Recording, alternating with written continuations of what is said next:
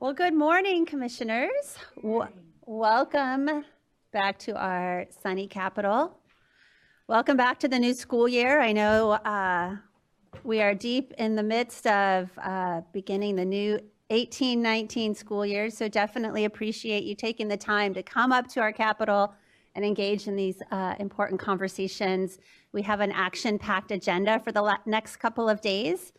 So before I get started, let me just welcome Dr. Sandoval. Thank you for being here.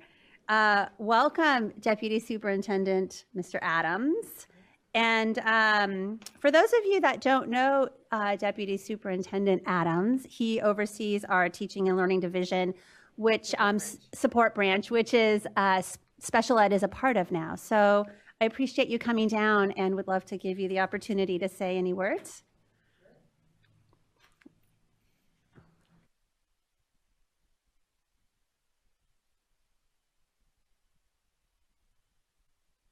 Very good. Tom Adams, Deputy Superintendent for the Teaching and Learning Support Branch, and also known as a good friend of Christian Wright. So, it is, really? I mean, I always tell, I serve on a local school board, and one of the things I always say at graduation, the most important thing that comes from graduation is the amount of friends you have, not your GPA.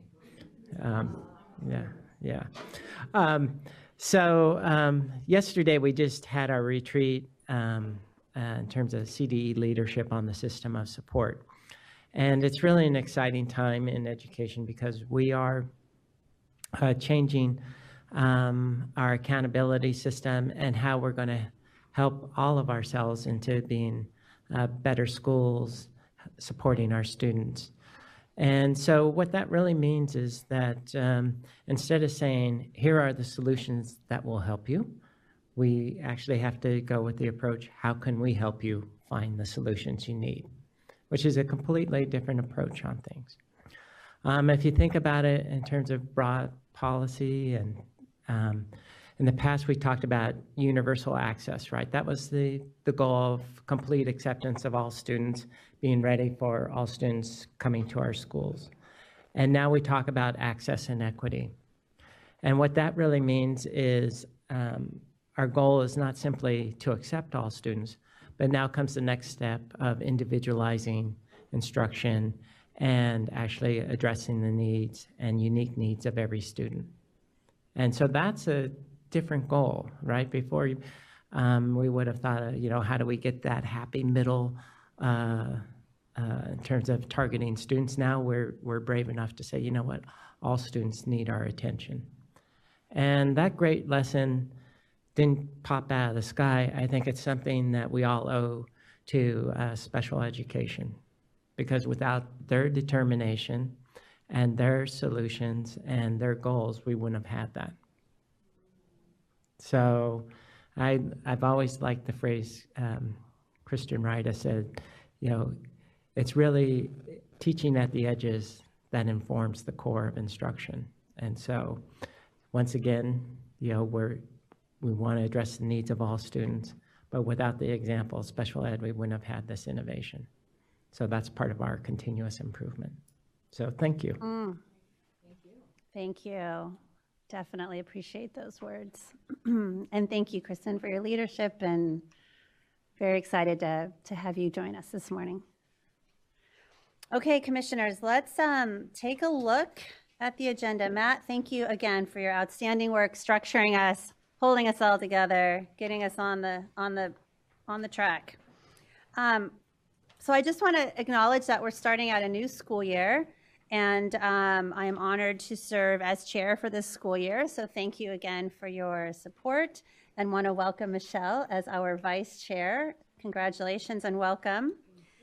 And want to honor Barbara as she has moved down a seat. And Barbara and I have sat here together in these roles for 6 years, and this is in no way ending that or dramatically changing that, but just want to acknowledge, Barbara, the incredible impact and voice that you bring to this commission, and it's an important voice, and I don't think anybody would disagree that what is at the core of you, Barbara, is your passion for kids. And I know that you have, you are embarking on new adventures that we are very, very excited about, and at any point, please feel free to share any campaign updates. Oh, would you like to do it right now? Okay. Hey, I'm the voice. Real quickly, I just want you to know that I'm running for my local school board, and my slogan is "Communities succeed when students succeed." And I think that says exactly what I've done for the 6 years on this board. Doesn't matter who the student is, but if they succeed, then the community succeeds. So I just wanted to let you know that, and I will keep you all updated as to what's happening in my life. November 6th, 75 days from today. But Very exciting. And which school board? Did you say which school board? Saddleback Valley Unified School District, Mission Viejo. Nice. Well, thank you. All right, so we are moving along. Now, we're missing a few folks, and I know that we have a couple folks with a new position, one person with a new position. We have folks that are engaged in the beginning of the school year and the activities that surround that in their districts and their charter schools. But just appreciate you for being here. I know it can be a hard time of year, but appreciate the priority. We have a lot on our agenda for the next couple of days, and really value the voice and the expertise that all of you bring. So a couple housekeeping items. Let's start off with our flag salute. Havania, would you be willing to lead us in the flag salute? Please stand. Put your right hand over your heart. Ready, begin. I pledge allegiance to the flag of the United States of America and to the republic for which it stands, one nation, under God, indivisible, with liberty and justice for all. Great, thank you. Matt, would you like to take roll, see who's here? Absolutely. Michelle Andrews. Here. Mildred Brown. She's here. Summer Harding. Here. Havania Hayes White. Here. Sarah Jocham. Christina Mills. Gloria Perez Stewart. Gina Plate. Here. Kayla Rodriguez. Kimberly Salmonson. Here. Barbara Schulman. Here. Janine Topalian. Here. David Toston. Here. Stephen Winlock. Present. Leanne Liebus. We have a quorum. Woohoo! Thank you, Matt. All right, so I'm going to jump into a few housekeeping items. This morning we started our new structure, which includes operations and planning. And you'll remember at our last meeting we agreed on 4 committees, and that we would be implementing or reinstituting, in some cases, committees. And the first one was operations and planning. So that was held this morning, and the purpose of operation and planning is to take a look at what committees, what work we have, and to ensure that the focus and the priority of our work is held by a broader group, and that we have leadership from our policy, from our Leg Committee, from our Mental Health Committee, and our Goal Award Committee, all weighing in on the work of the Commission and the agenda building and the decisions around how we operate as a group. So a few things we talked about. We looked at the yearly activities, and Matt did a great job highlighting a few important components for us. So I'm going to hand the mic over to him in a few minutes to go over some new commissioner orientation. New for some reminders for others. He'll talk through these fancy binders that you have at your place and walk through some specifics around how we operate as a commission. We also talked about the Goal Award a bit. We talked about liaison assignments. So commissioners, you'll be reminded that at the last meeting we talked about historically what liaison roles are available, and you all received, and I believe there's copies in the back, a list of all of the liaison roles that we've had in the past. what I would love for you to do over the course of the day is take a look at those liaison roles and talk with Matt about which ones pique your interest and you'd be willing and able to stay connected and become well-versed in the content. And when we do our agenda planning tomorrow, we'll go over it in more detail. But feel free to ask a question, check in with Matt if you have any questions. And then we also talked about the October meeting. So you'll remember at our June meeting, we talked about potentially attending the transition conference in Anaheim for our October meeting. We now know that the dates conflict, so our October meeting is not the same date as the transition meeting. And so we would love to give you the option, now that we know that, of changing our date of our October meeting, which is scheduled to be held here in Sacramento, and moving it to Anaheim so that we can attend in the transition conference. The transition conference is scheduled to be held November 6th and 7th. That would give us the opportunity to hold our commission meeting on the 5th or the 8th. Commissioners, you will receive a SurveyMonkey either later today or first thing tomorrow morning that gives you the option to weigh in on whether or not we should keep our existing October meeting here in Sacramento and give commissioners the opportunity to attend the transition conference on their own, or move our October conference to Anaheim and hold it on either November 5th or 8th so that folks could also attend the transition conference.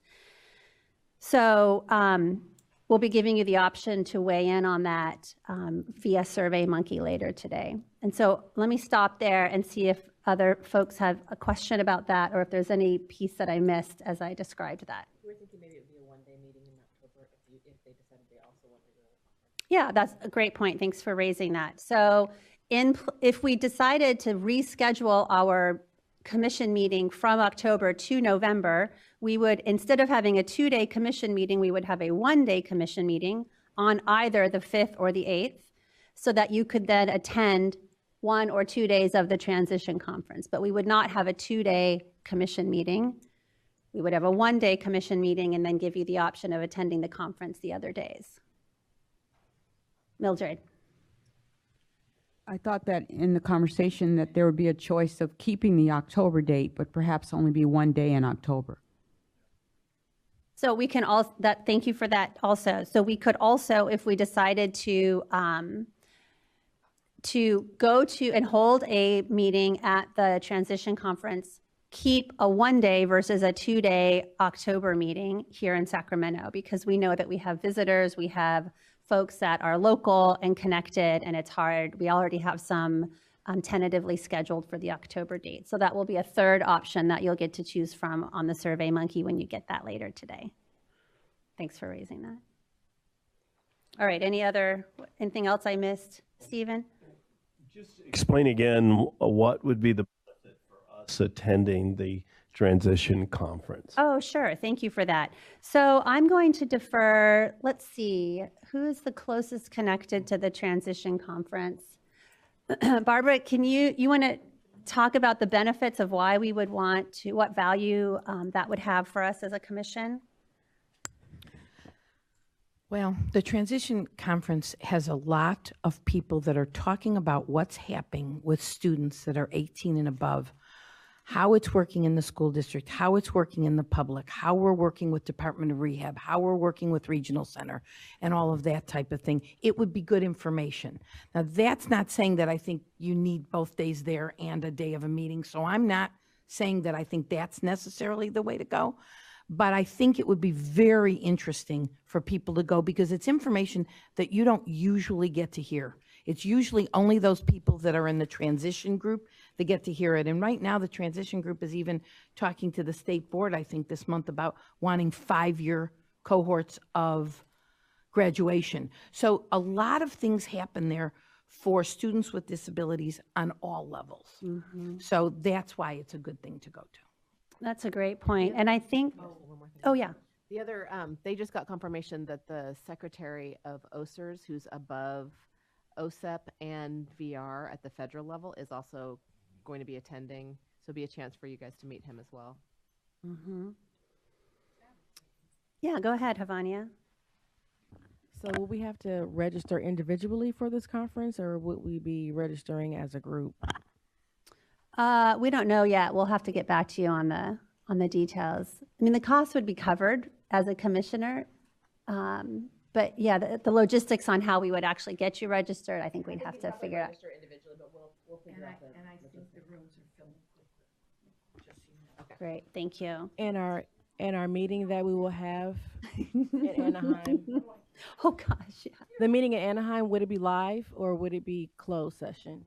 It'd be open, and actually it gives the participants from the conference the opportunity to attend, which in the past when we've done this has been, folks have really appreciated. I think it also, you know, it would give us the opportunity to engage directly with Department of Rehab, who's a big presence there, and then there's a number of student panels, which is always nice to be a part of, and it would give us the opportunity. Yeah, they're great. All right, so thanks, folks. Please watch for that email either from me or from Matt later today so that you can weigh in on that. All right, and then Matt, let me hand it over to you. I think I'm going to skip going over the agenda right now. Folks can look through that just in the interest of time, but love for you to spend a minute telling us about these beautiful binders. Yeah, absolutely. First off, as we talked about the last meeting, you know, with the new year, we want to have an orientation for all of the different commissioners, both who have been on the commission for a while and those that are relatively new.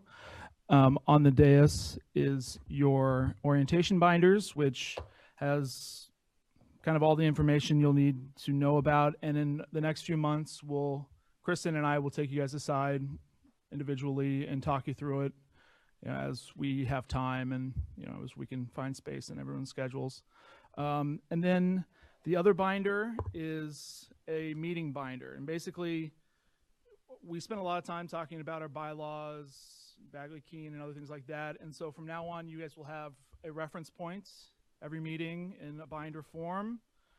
So, and you know, in addition to that, your motion forms will be in there, your reimbursement form will be in there, and then other documents like your mission and vision, policy documents, things like that. So you will always be able to reference things if you need to reference them during the meetings. And we'll add to it as we go along with both binders so that you guys always have all the information you need at every meeting. It's really, really helpful, Matt. Thank you. So, Matt, it sounds as though the expectation is we bring our binders each meeting. No, the meeting binders you guys will leave here. I will keep those. The orientation binders you take with you. Yeah. Yeah.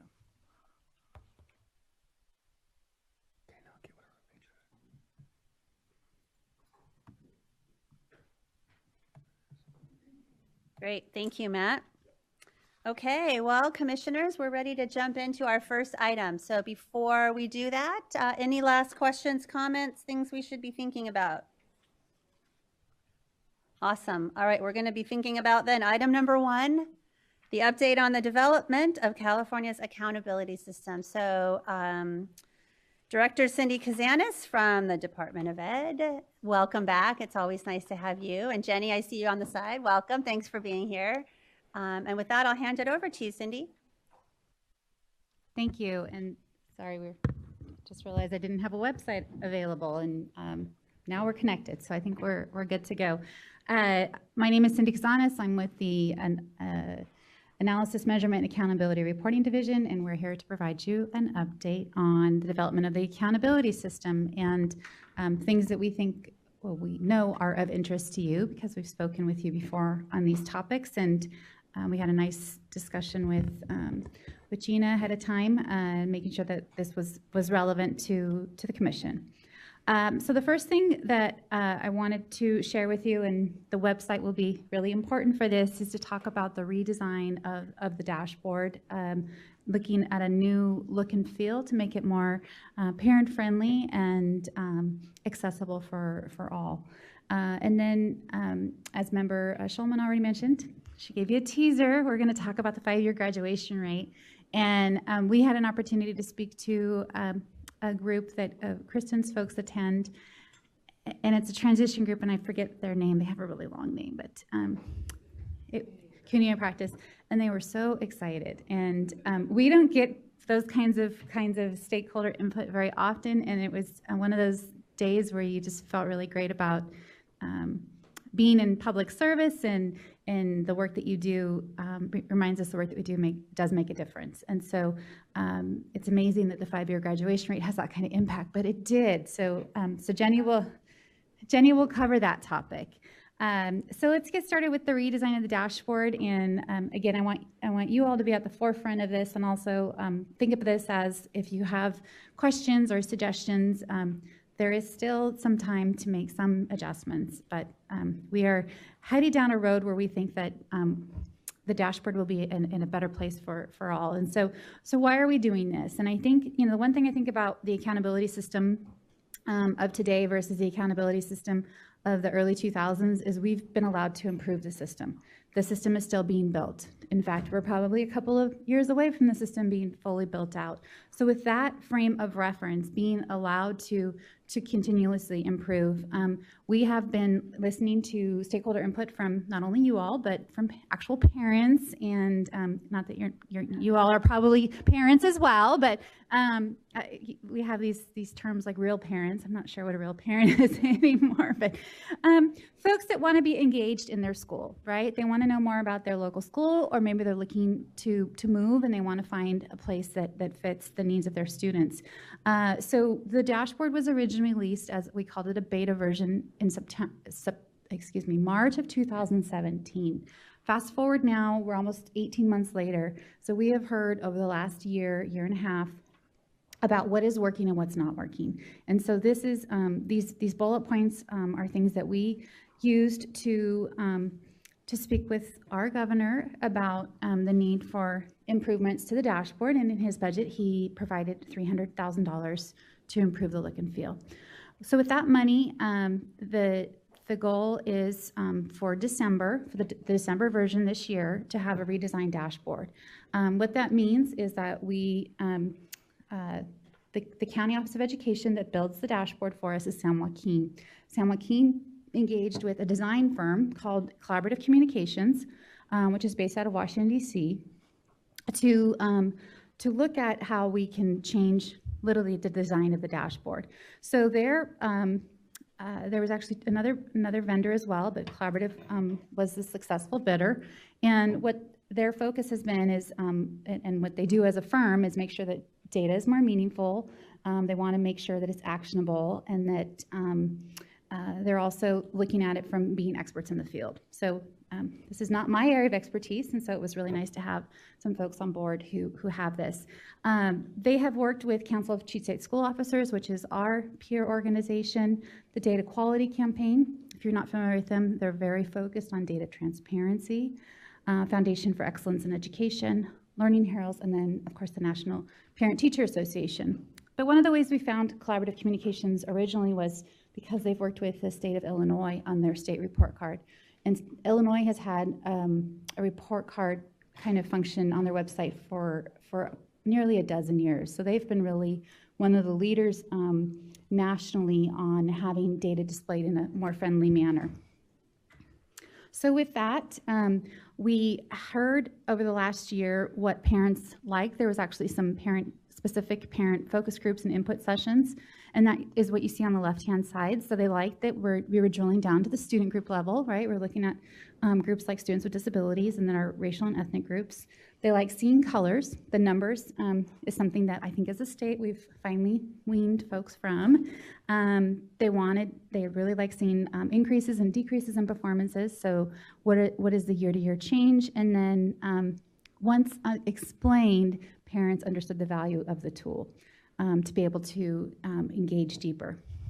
Where we had some areas that we needed to improve on was Spanish language, the Spanish language experience. We were dependent on Google Translate, and it became apparent that that Google doesn't do everything well. And so this is an area where even with the translation using an outside translator, we heard on the prototype that we're using actually that there's still words that folks don't agree on. So, so there's even dissension within the community of translators on what words, but we are going to be working on that. And actually, San Joaquin, as you all may know, also hosts the IEP system. Is it SACE?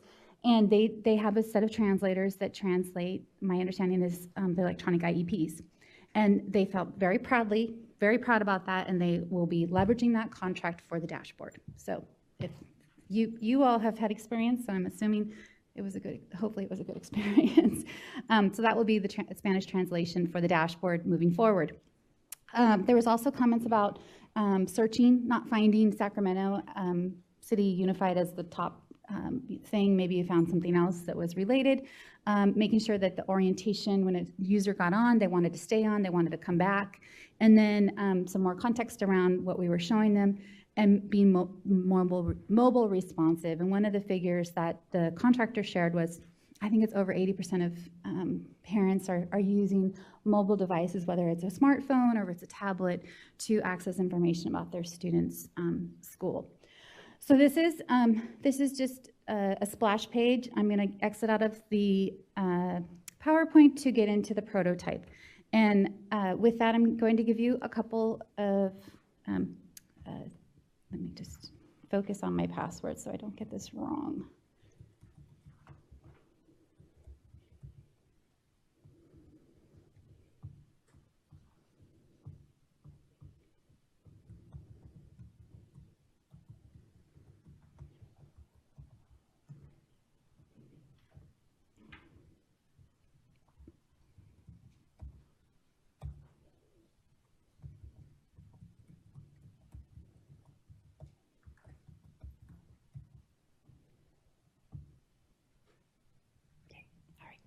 Yay, only 3 times.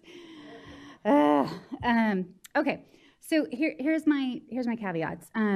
Or actually, let me explain what has happened. So the contractor came on board in late June and had 4 weeks to come up with a design. So a design was delivered right after the state board met in July, and we held a series of stakeholder engagement sessions. We had some organizations that hosted sessions for us, such as the PTA, that's the regional PTA here in Sacramento. There were some parents who represented special education students because they made themselves very known in the meeting, so I wanted to make sure I shared that with you.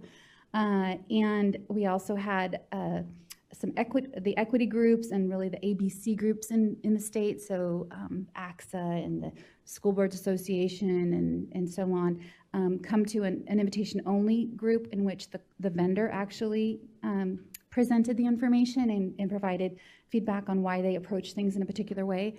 And we spoke with a group of administrators. We also spoke with a group hosted by Californians for Justice that was translated. And then finally, we topped it off with a webinar in which we used, I think, every single listserv that we had access to, and we had about 400 people. Keeping in mind this is the summer, and we know people tend to be on break or they're not, their schools are not in session.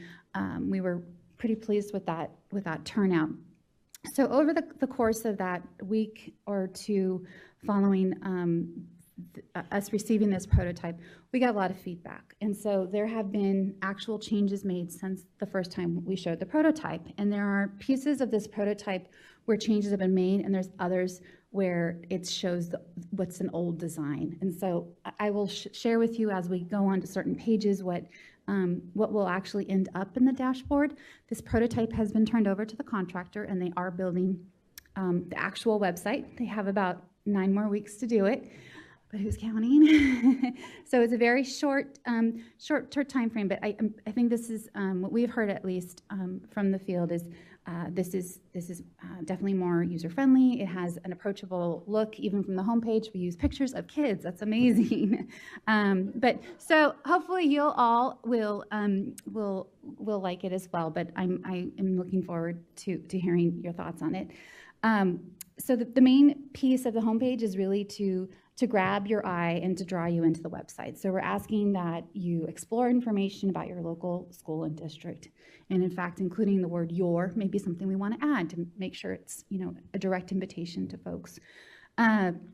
The other thing that you'll see is that we have the navigation bar is set off to the right-hand side, and it's meant to stand out a little bit more. So for those of you that have spent a lot of time on the current dashboard, you did not have an en Espanol. Now we're going to have that. And we'll have a state summary, and that's new too. So being able to compare local data against how the state is doing. We will do a video. We're going to update the video that we've had.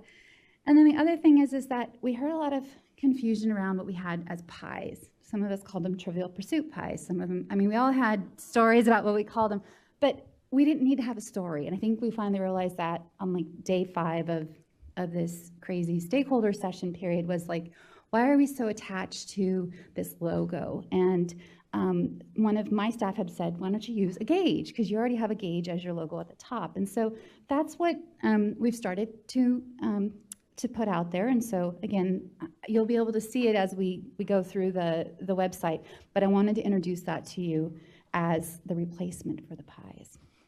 So I have magically only one school district that I can look at, and it's called the Sacramento Sample District. And this sample district, what you will see as the first, the landing page for the district or the school is really a summary bar. And what you'll notice on here is that the local indicators have been brought up. They're above the fold. They sit with the state indicators. What we know visually is that the background doesn't work, right? So we already know that it doesn't stand out. The indicators don't stand out because the background is flowing into these cards. So because I know you all have more sensitivity to that than any of my other audiences, you'd appreciate that we are going to make sure that we have contrast. And the teal that was on the prior page doesn't meet our color accessibility standards, so we'll have to change the teal. And I think they're thinking about King's purple, our local team color. So purple will be splashed in this page too.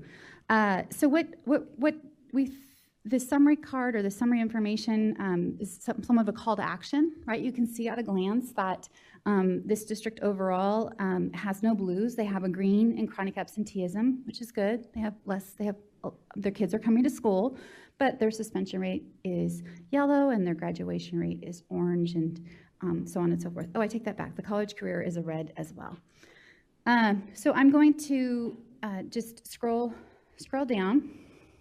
We have some simple information about the district, their website, and the grades they serve, and then we move into really the population of the district. And this district has it's actually quite large, over 40,000 students. And then you see what we call a baseball card approach or a tile approach. And so what this structure allows us to do is to, we're going to flip to the back of the card, and we're going to see a little bit about the indicator. So you're staying on the same web page as where you were. We're not sending you to a glossary in which you're going to get buried. We're going to keep you on and keep you focused. So that is the information for enrollment and socioeconomically disadvantaged. We know we need to change our language a little bit. It's not very user-friendly. And then so on and so forth.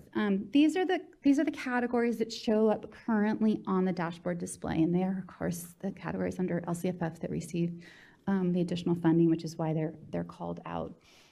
Where you can find information about the student groups for this district was by viewing more detail. And one of the first things we heard was this was just prior to this being edited was just a list of numbers. It was.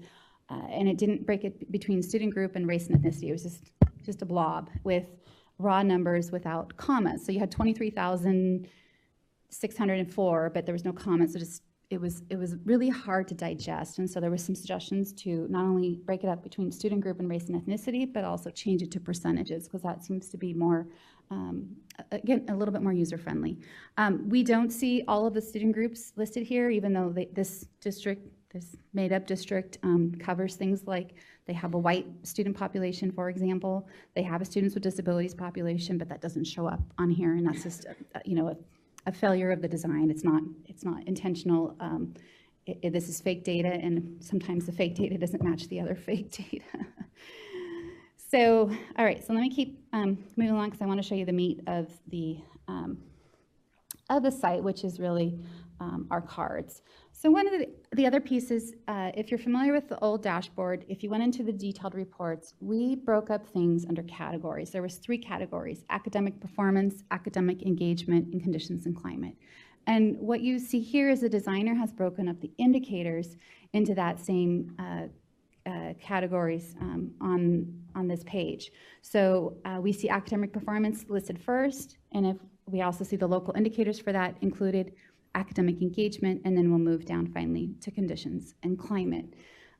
So what I wanted to focus on was, and not because I'm picking on it, it's because this is the one indicator that's been actually designed to what we've asked them to design it to. So I can show you the whole thing out, which is our English language arts indicator. So you can see this new baseball card approach has a lot of information, but it's hopefully a little bit more digestible. We don't use words like status and change. We don't have the total number of students in this student group. That was something as well that we heard feedback on. Why are you giving this to us? It takes me 20 minutes to explain why the student group number for English language arts is different from English learner progress, which is different from college career, because your cohorts, of course, for each of those are different. We're looking at, for college career, as an example, grades 9 through 12. For English language arts, it's 3 through 8 and 11. So folks that want to get into the detail, we're going to have a place for them to go and find that kind of information. But for the general public, really, what we've heard is this is the relevant information.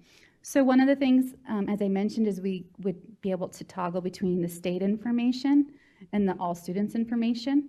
You see the gauge as the replacement for the pies. So the word yellow, of course, the dial pointing to the color yellow signifies that they have some improvement to make. They're not yet in the green. And then in lieu of status, we're using words like 3 points below level 3. I think one of the best examples of the language that we use is under graduation rates. So we use information like 78% graduated within 4 years. Like, that's just more descriptive, right? It just tells you something off the bat. It's something that will resonate with practically anybody. And then the decline is telling you that from the prior year, you've declined. And not only that, we have an arrow down. So that is, again, a way to bring information to folks and not send them to 3 different reports. We're putting it all in one place. So the last thing I would say, actually, there's 2 things. We, again, have this ability to do this front card and back card. We've heard about this indicator doesn't stand out, maybe learn more or something along those lines. So that's language we'll want to change.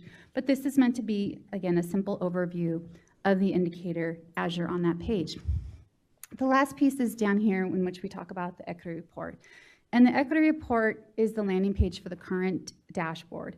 And in that information, we give you these columns that say total number of student groups. So maybe for this district, it's 13. Number of student groups that are in the red or orange. Maybe it's 11 out of 13. And so this is now breaking it down even further. It's telling you there are 3 student groups that are in the red. There are 6 in the yellow. And let me tell you the rest of the achievement gap story for this district. One's in the yellow, 3's in the green, and 1's in the blue. So it tells you the full spectrum of student performance. Now, if you want to see which student groups are in which of those colors, we're going to go into view more detail. And here, my landing page tells me how all students are doing for this indicator. So it also provides a brief description about what this indicator is about, and then it gets into some information. So we have heard pretty strongly from quite a few people that having all these student groups with the dials is just, it's an overload. And so one of the things that we've explored is listing the colors, so having red, orange, yellow, and then just simply listing the student group names underneath it. So it would actually reduce the amount of real estate we're taking on the page, but also just make it a little more succinct. So that is an area of feedback that is not yet incorporated into the prototype. But the other piece that I think folks have found powerful is we want to compare within those groups or learn more about each of those groups. So for English language arts, we see in this group that it's students with disabilities and the white student group.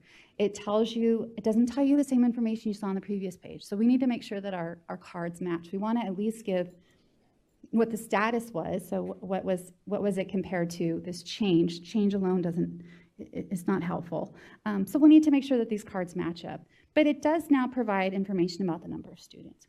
What you don't see is how we have, and we have questions, sorry, is just one other thing I wanted to mention is for those student groups that don't reach the magic number of 30, which is what you need to get a color, we need to figure out how to display that information, especially for those that are between 11 and 29. Once you get under 11, we have an asterisk currently, which I don't think would be helpful to this display, but we need to show within that who's, what kind of information we do have for those students that haven't yet hit that magic number of 30. So do you want me to turn it over for some questions? I know I've given a lot of information. Yeah, just before you moved off this, I think we do have a question. It was just a real quick, the way my brain wanted to click was if we could go back where you had the little tabs that said how many groups were in each color. Oh, the equity report? Yes. The equity report.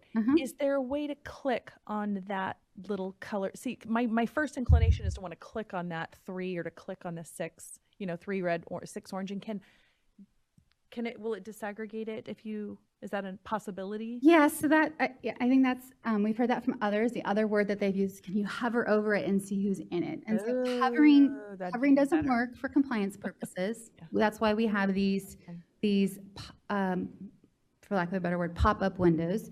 But if it's not intuitive, and then you're not the first person that has said that, we need to figure out how to help users get into it. So maybe it's that the red would take you to those red student cards. So thank you for the feedback. We don't have a solution yet, but I like where you're headed.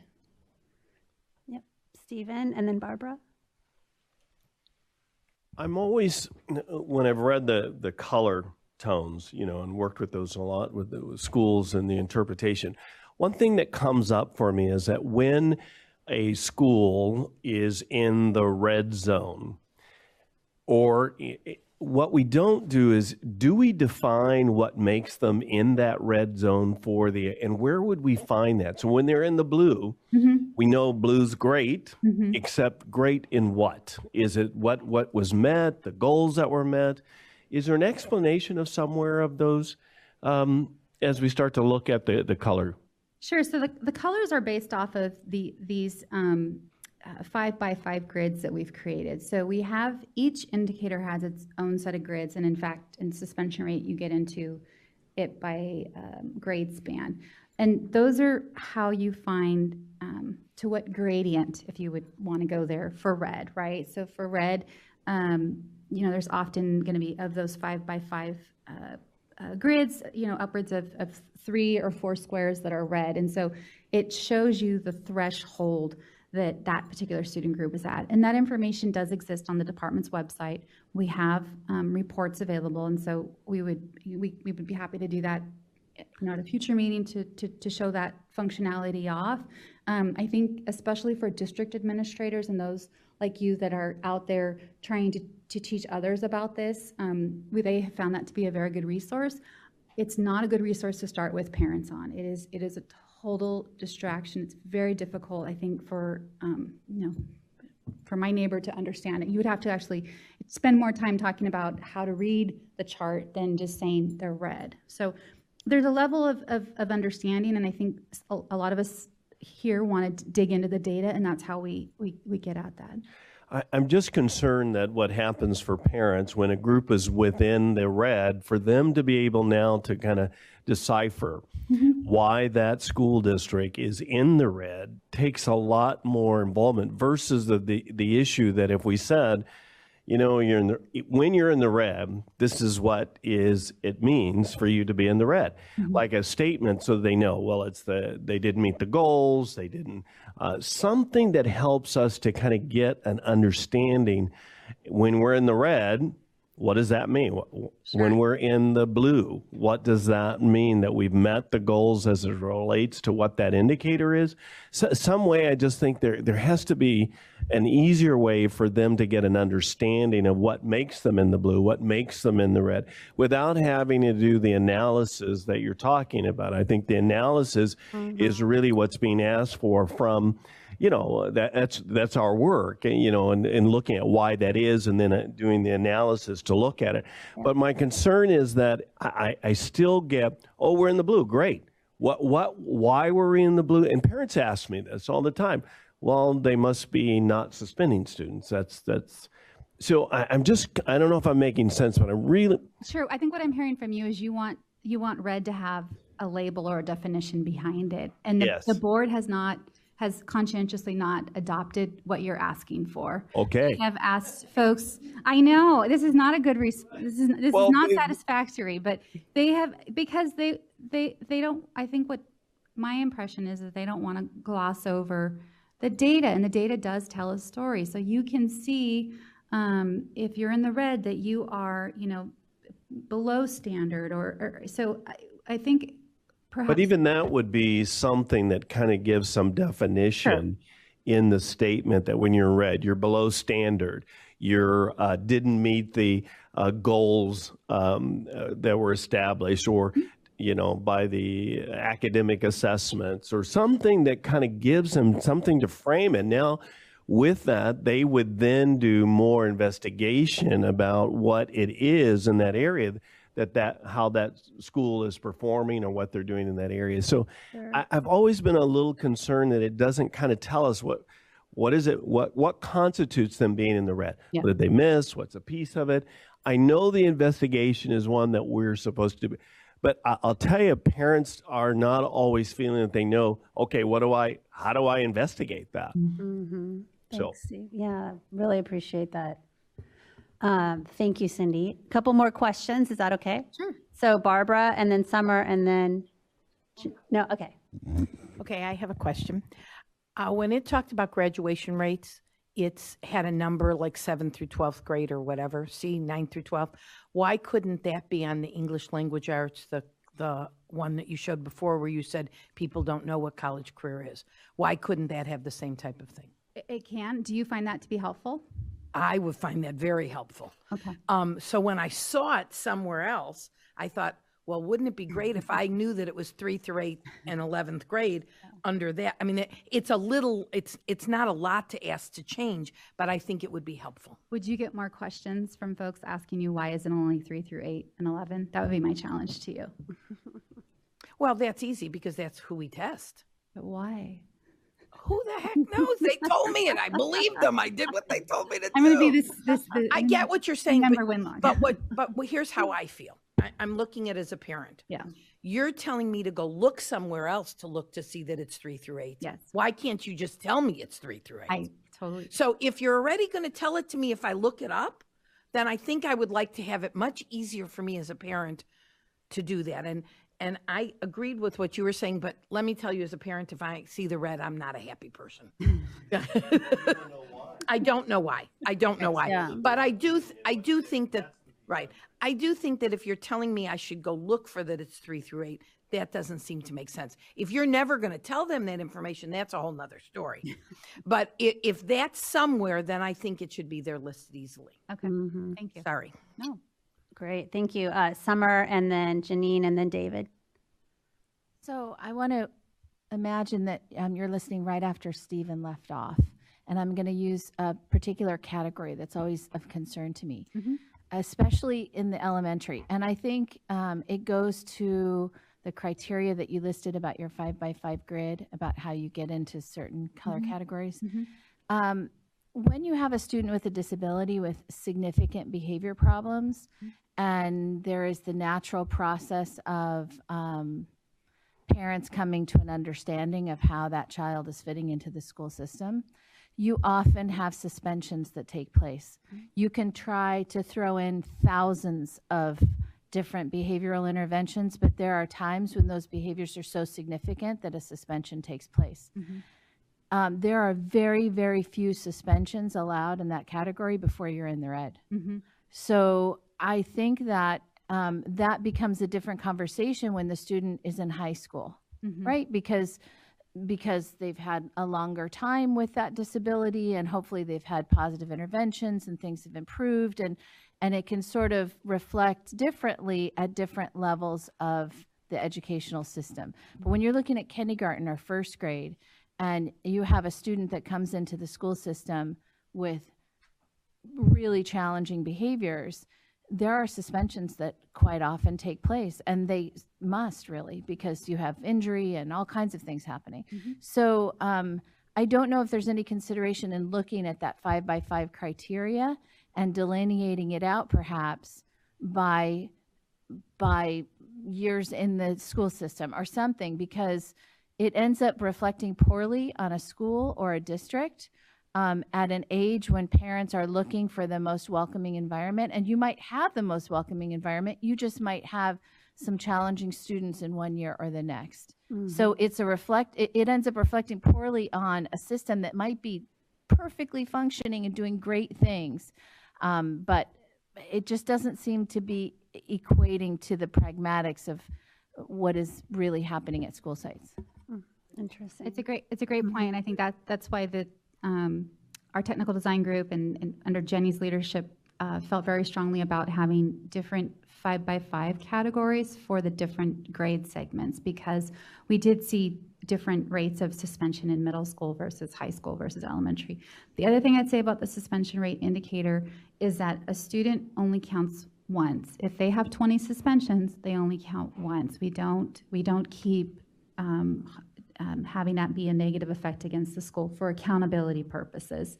And then lastly, the governor's budget for this year gives $15 million for MTSS to contract with Institute of Higher Education, and they've selected UCLA to look at this very issue and look at alternative behavior methods, or I don't have the terminology right, but they're looking at suspensions. And while suspensions overall for the state have gone down year after year, I was sitting next to Superintendent Dave Gordon last week, and he said there are students where you should suspend. That is exactly what you have said.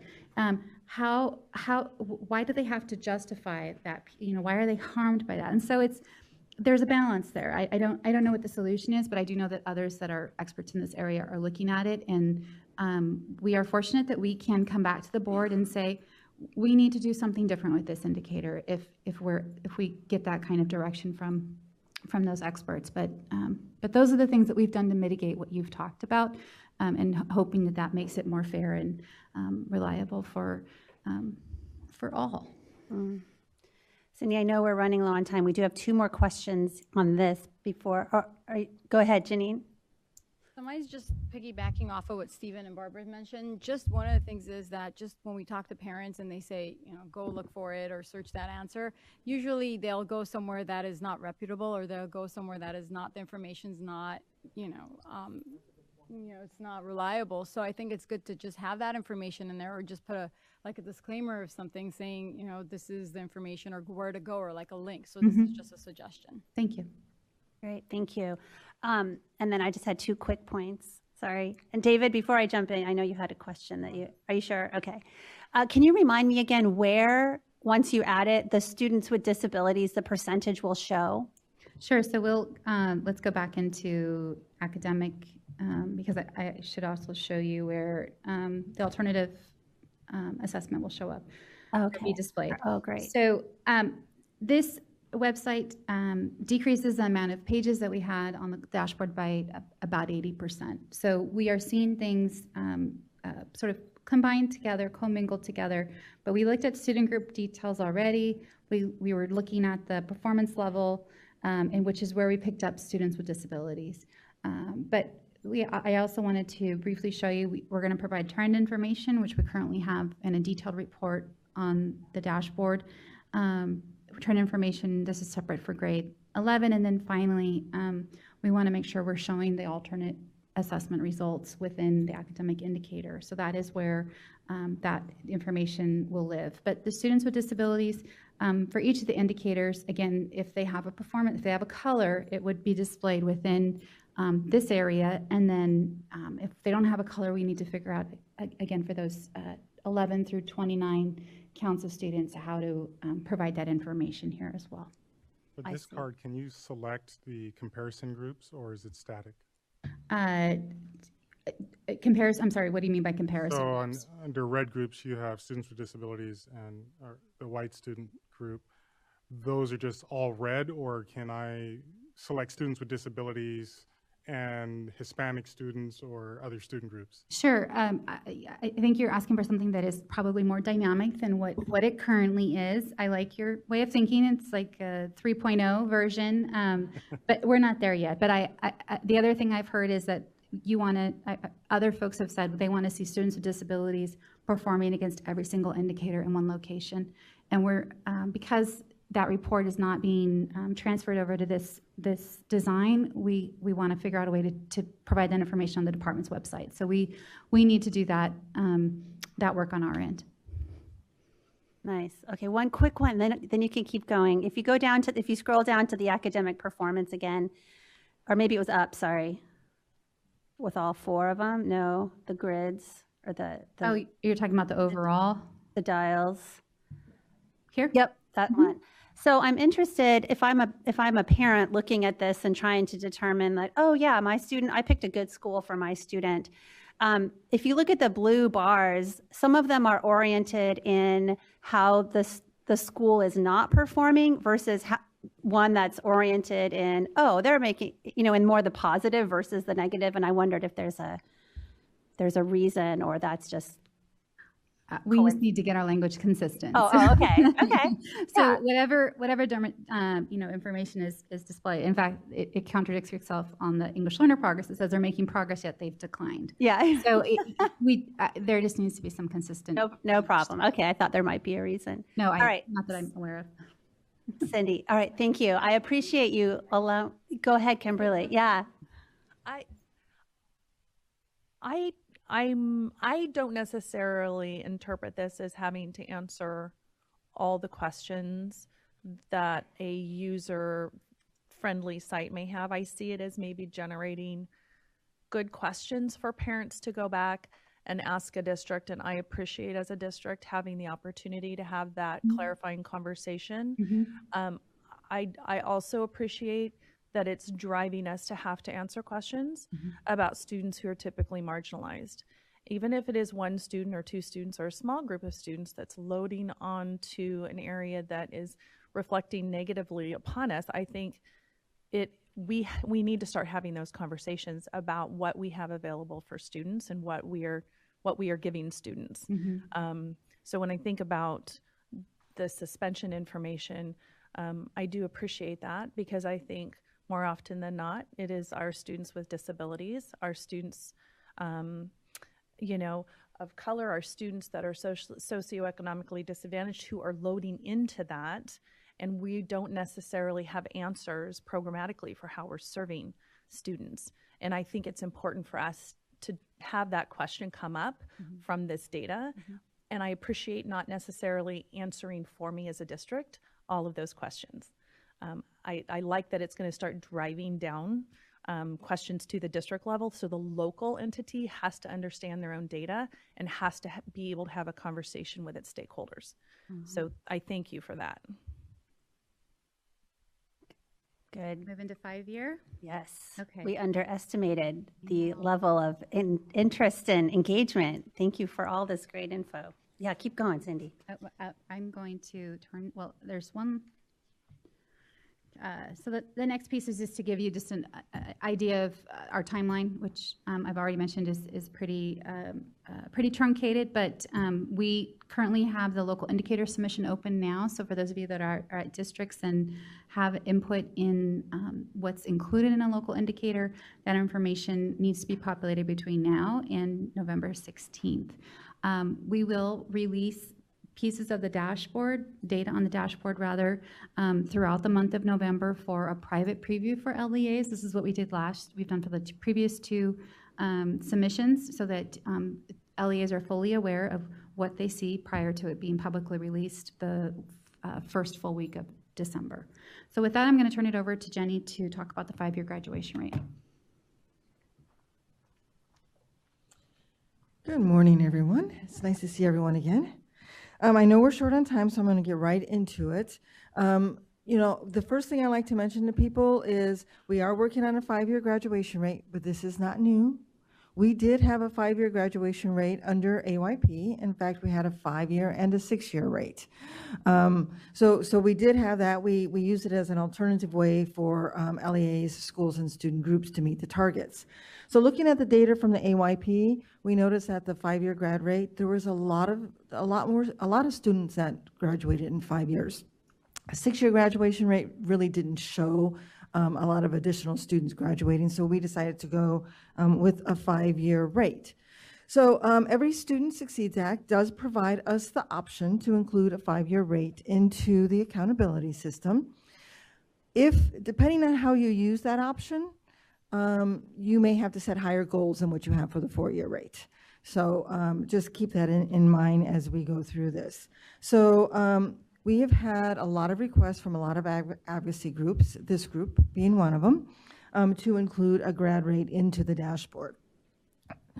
So one of the reasons why we think this is important, because we want to really incentivize districts to keep their students enrolled, especially at the traditional schools. So this 5-year grad rate is going to only apply to non-DAS schools, non-alternative schools. We have alternative schools that have a 1-year rate. So the 5-year rate is going only to apply to those schools that are not alternative. So we're hoping that this will encourage them to keep those students who just may need a little more time to graduate. So we are in the process of developing our business rules for how to calculate a 5-year grad rate. We're making a lot of progress on that. But once we have a grad rate, we have to figure out how we're going to put it into the dashboard. There are multiple ways of putting an indicator into the dashboard. So we have some options. We can provide the performance color for the 4-year cohort rate and base the dashboard on that, and only report the 5-year grad rate out so that people have that for informational purposes. And we can implement this method, of course, with the 2018 dashboard. So the 5-year rate would not count in regards to the performance color that is given to a school or a district. Option 2 is we can combine the 4 and the 5-year rate. We have a lot of states that are doing this method already. They have that in their dashboard, and they are doing it in 2 different ways. Well, they're doing it in, I think, 4 different ways, but the most common 2 ways are a simple average, and a simple average gives equal weight to the 4-year rate and the 5-year rate. And then some are, a larger portion are doing the weighted average, and that's where you provide, well, these states have provided more weight to the 4-year average and less weight to the 5-year average. So if we're going to do something like this, where we're going to base the color of, for the graduation rate on a combined method, we cannot implement this until the 2019 dashboard. And the reason why is many of you know that we did receive an audit by the U.S. Department of Education on our grad rate. And they had indicated that they want us to make some changes to our business rules, which we have done, but we had indicated we would only go back to 2016-17, the graduating class of 2017, make those changes for that, and then continue on with the class of 2018. So we would need another year of data in order to calculate a second 5-year grad rate, so we could do both status and change. Then we have the third option is to report both the 4 and the 5-year grad rate on the dashboard and assign the performance color to the higher of the 2. Okay, so in this methodology, because we're independently having a 5-year grad rate that could get a color, we would have to set a higher goal to meet the ESSA requirements. But we could implement this with the 2018 dashboard.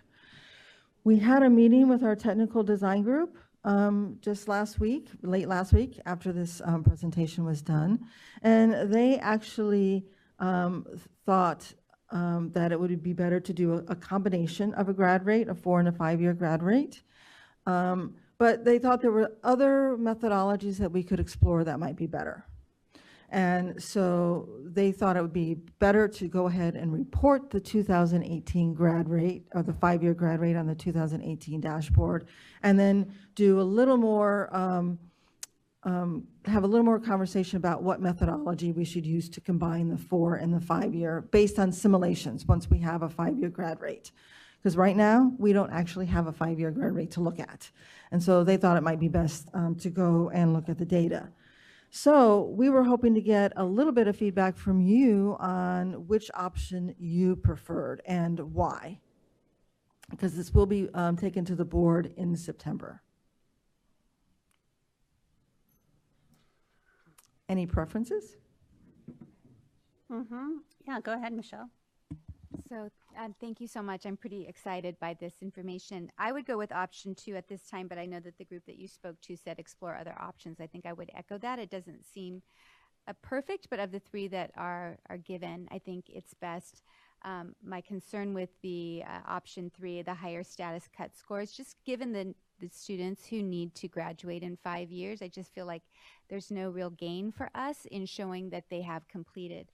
A follow-up to that is I'm curious how the CHESP, the California High School Proficiency Exam, where that falls in terms of grad count on this, and also is the certificate of completion counted in this? Could you just clarify for me? I'm hearing questions from the field on that. Sure.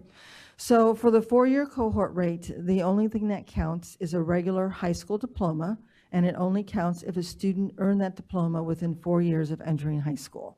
So the CHESP, the adult ed diploma, and a certificate would not count in that graduation rate.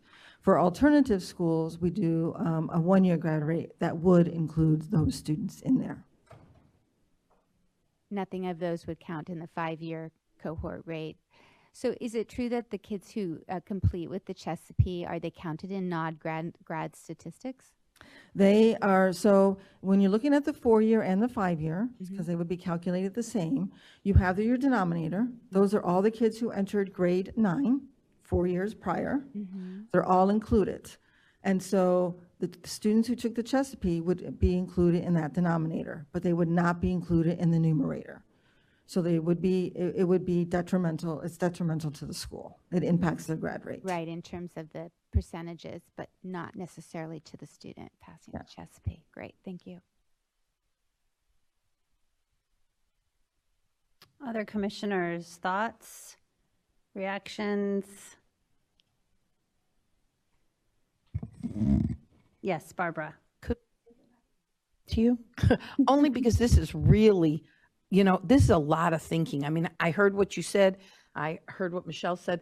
I don't think I could really give you an answer right now, but I sure would like to really think about it and put some thought into it before I come up with a fast answer. I know everybody thinks I give fast answers, but when I don't really understand something, then I don't. And I really think that this is a very important thing. And I think doing it incorrectly would not be beneficial for anybody. Right. So yes, you can certainly provide us feedback at another later time. date, but before the September. Before the September board. I understood that. I'm just right now it would be really difficult because I really think I have to delve into this a little more. So okay, thank you. Great. Thank you. I think that's wise, Barbara. Well, yeah, David, go ahead. So I agreed with Michelle's comments around option 2, but knowing that that isn't possible in 2019, does that mean that there wouldn't be anything in 2018 related to the 5-year cohort, or would we consider option 1 transitioning to option 2 in 2019? So what we would do is we've been, our technical design group actually recommended that we actually provide the 5-year grad rate data for the 2018 dashboard, and then move into option option 2, yet to be determined how to do the calculation in 2019. So for 2018, it might look like the description for option 1. Yes. Okay. Great, thank you. And can you just clarify again, Jenny, that the certificate of completion is not calculated or not? Not included in the 4-year rate, so it wouldn't be included in the 5-year rate. Okay. It is included in the 1-year rate for alternative schools. Okay. Yes, Kimberly. And I want to clarify, on option 2, there's actually 2 options within there, right? It's calculating a simple or a weighted average. So option 2 really is combining the 4 and the 5-year rate, and then it's how we would do that. So there's multiple ways to combine a 4 and 5-year rate, and there's 2 options listed there. Right. And I think our technical design group wanted to explore additional options on how to do that. Okay. Because my first inclination is to look at the simple average and appreciate the equal status given to both, knowing that some of our students are taking that additional year as provided by their IEP in order to complete that, and that the district and the student are getting acknowledgement for that effort. So that would be my first inclination, is to look at that simple average and appreciate the fact that both are equally weighted. Okay, thank you. That would be That's my helpful. So if folks do have additional feedback or want to think about it, I think that's wise, and we'll get information back to you probably individually, Jenny. So Thank you very much for your time. We really appreciate it. Yeah, thank you for coming down and bringing all this info. Thanks to you too, Cindy.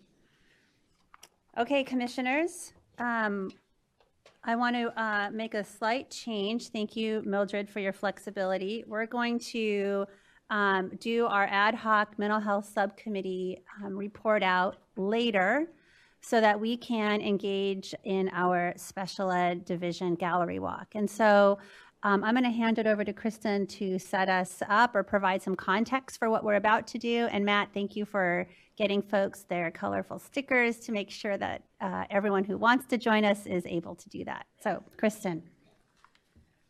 So our special education division staff is excited to have you come see who we are and what we do. I'm really proud as a director to have such a high quality, committed staff. And so I feel like a proud mom that everyone's going to come over to our house and visit and see that we're working hard and fast in our own continuous improvement. And so what today is about really is a glimpse, a quick glance into who are the folks inside of the special ed division, and what do they do. So they're going to each be giving you a quick 3-minute overview of who they are and what they do. So if I could just ask, this isn't a big Q&A time for them or anything, because we're going to be moving you through. You have 11 stops on your journey, 10 stops on your journey. So when you hear a bell ring, it's time for you to move to the next spot, even if you have that burning question about process. And I would say that if you do have questions about anything that you've heard, filter those back through Matt. And then if you want more information as a group about the work of any particular unit or what they're doing, we can discuss, and you can talk with Gina about putting them on the agenda to give you a more full presentation about the work they do. So this is just kind of a glimpse into the world. And so I think everyone has their appropriate stickers. And so we'll reconvene here after lunch. Is that right? Yep. Thank you so much. I just want to say thank you for inviting us up. Matt, thanks for coordinating this. And so commissioners, I'm going to hand it over to Matt in a moment to give us the logistics, but we will be doing our gallery walk from 11:15 to 12, and then we will break for lunch. We will not come back here before lunch. We will reconvene back here and we will begin at 1:15.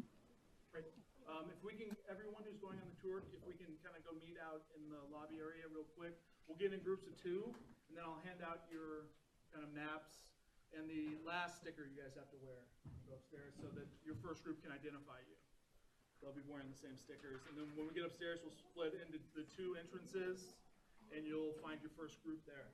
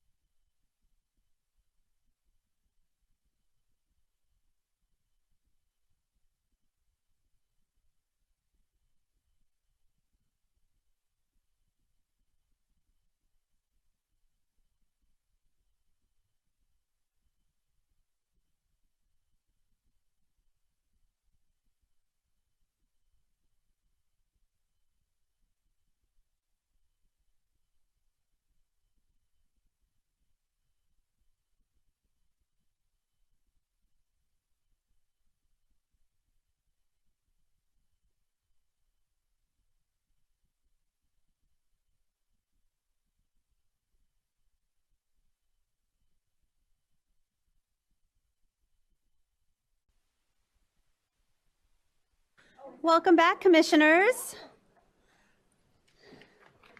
I hope you enjoyed your lunch break. Let me just start out by saying, Kristen and Matt, thank you so much for the invitation to go upstairs and the opportunity to hear what the division does, hear how it's done, talk to folks individually. That was just, all the feedback I've gotten so far has been incredibly positive, and I hope that you will please pass on to your staff how much we appreciated hearing from them directly and seeing the work that they're doing. It's integral, and it's great to have that firsthand, so thank you. Yes, Mildred. I thought it was a really good team building activity because everyone was so creative in regards to how they wanted to share what they did, and particularly the wheel. Oh. Yeah, the wheel. The wheel was great. Yep. Yeah. Havania. Another feedback piece, I enjoy going up there to actually get the whole scope and sequence of how things work upstairs and then trickle down to here. So it kind of expanded my picture of how things work. Nice. Oh, that's great. Thank you for that. Yeah, Barbara. And I was surprised when people come to talk to us and they say, I work in this division. I'm thinking there's 50 people up there. And I found out there are 4. 4 people are doing all of this work that we hear, and that's pretty amazing. Yeah. So I thought that was an important thing for all of us to know.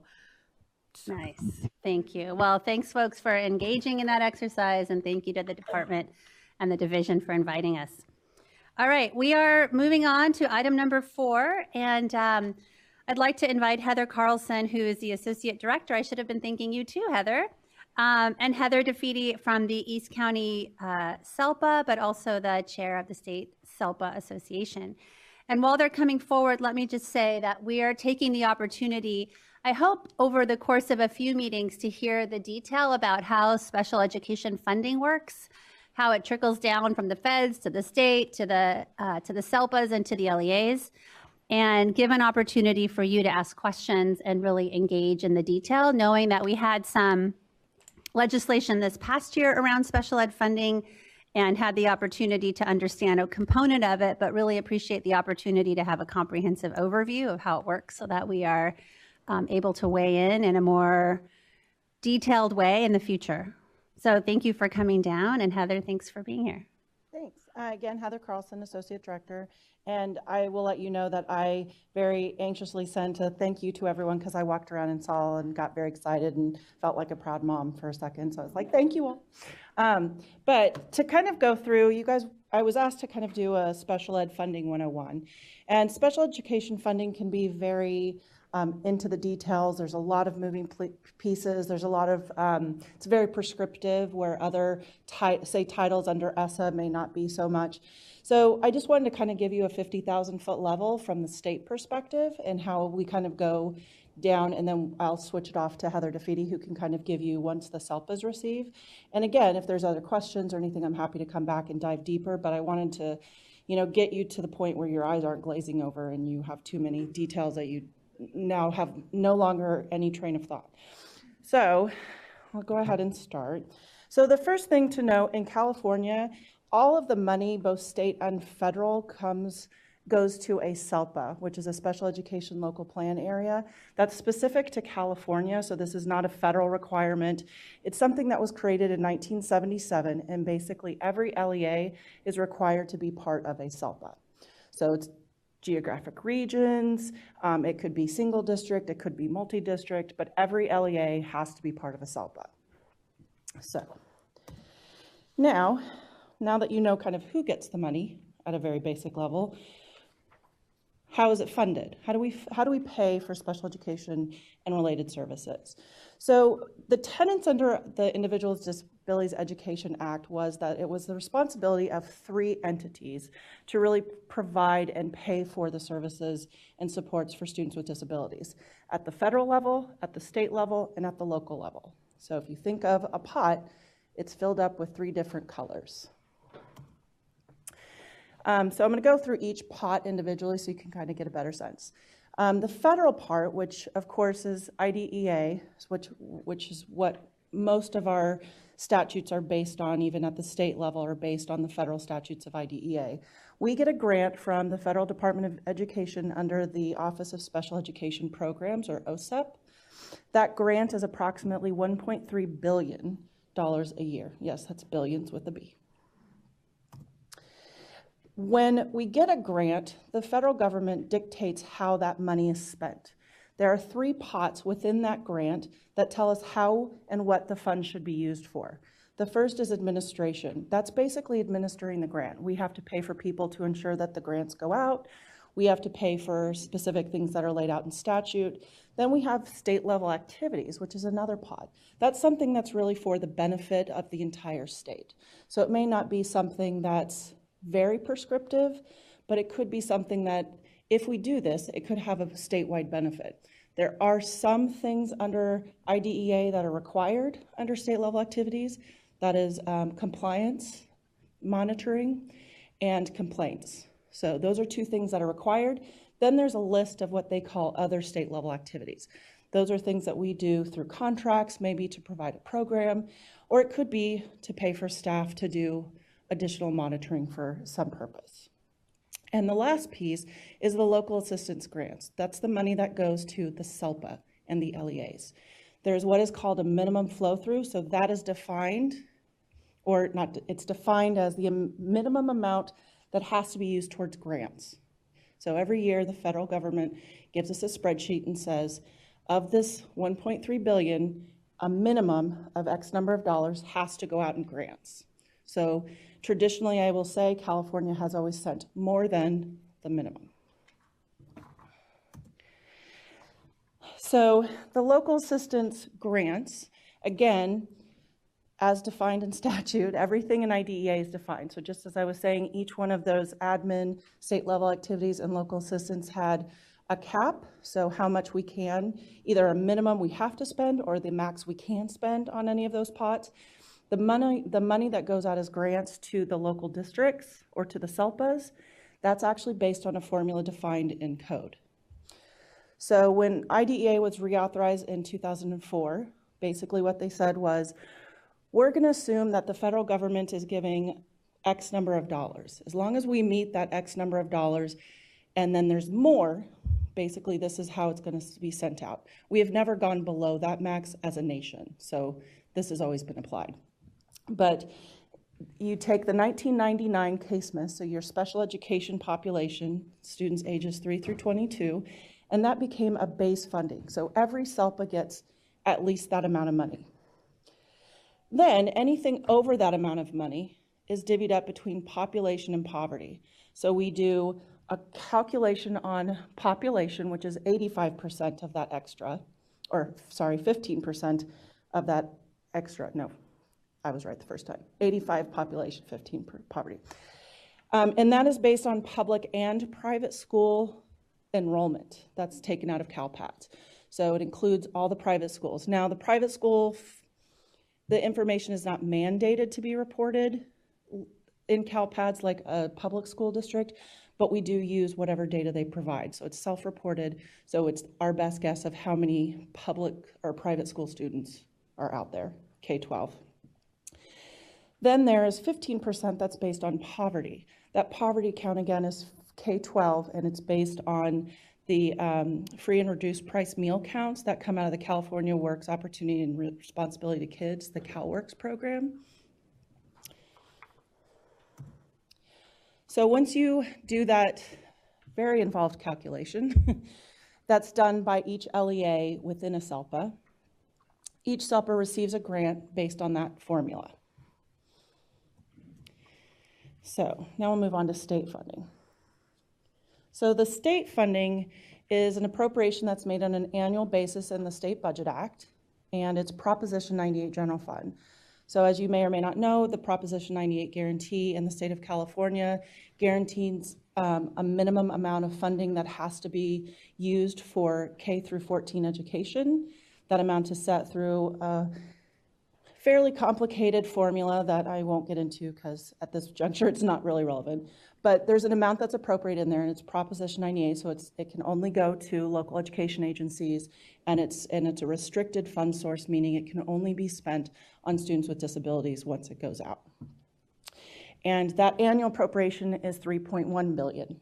So 1.3 from the feds, and we put in 3.1.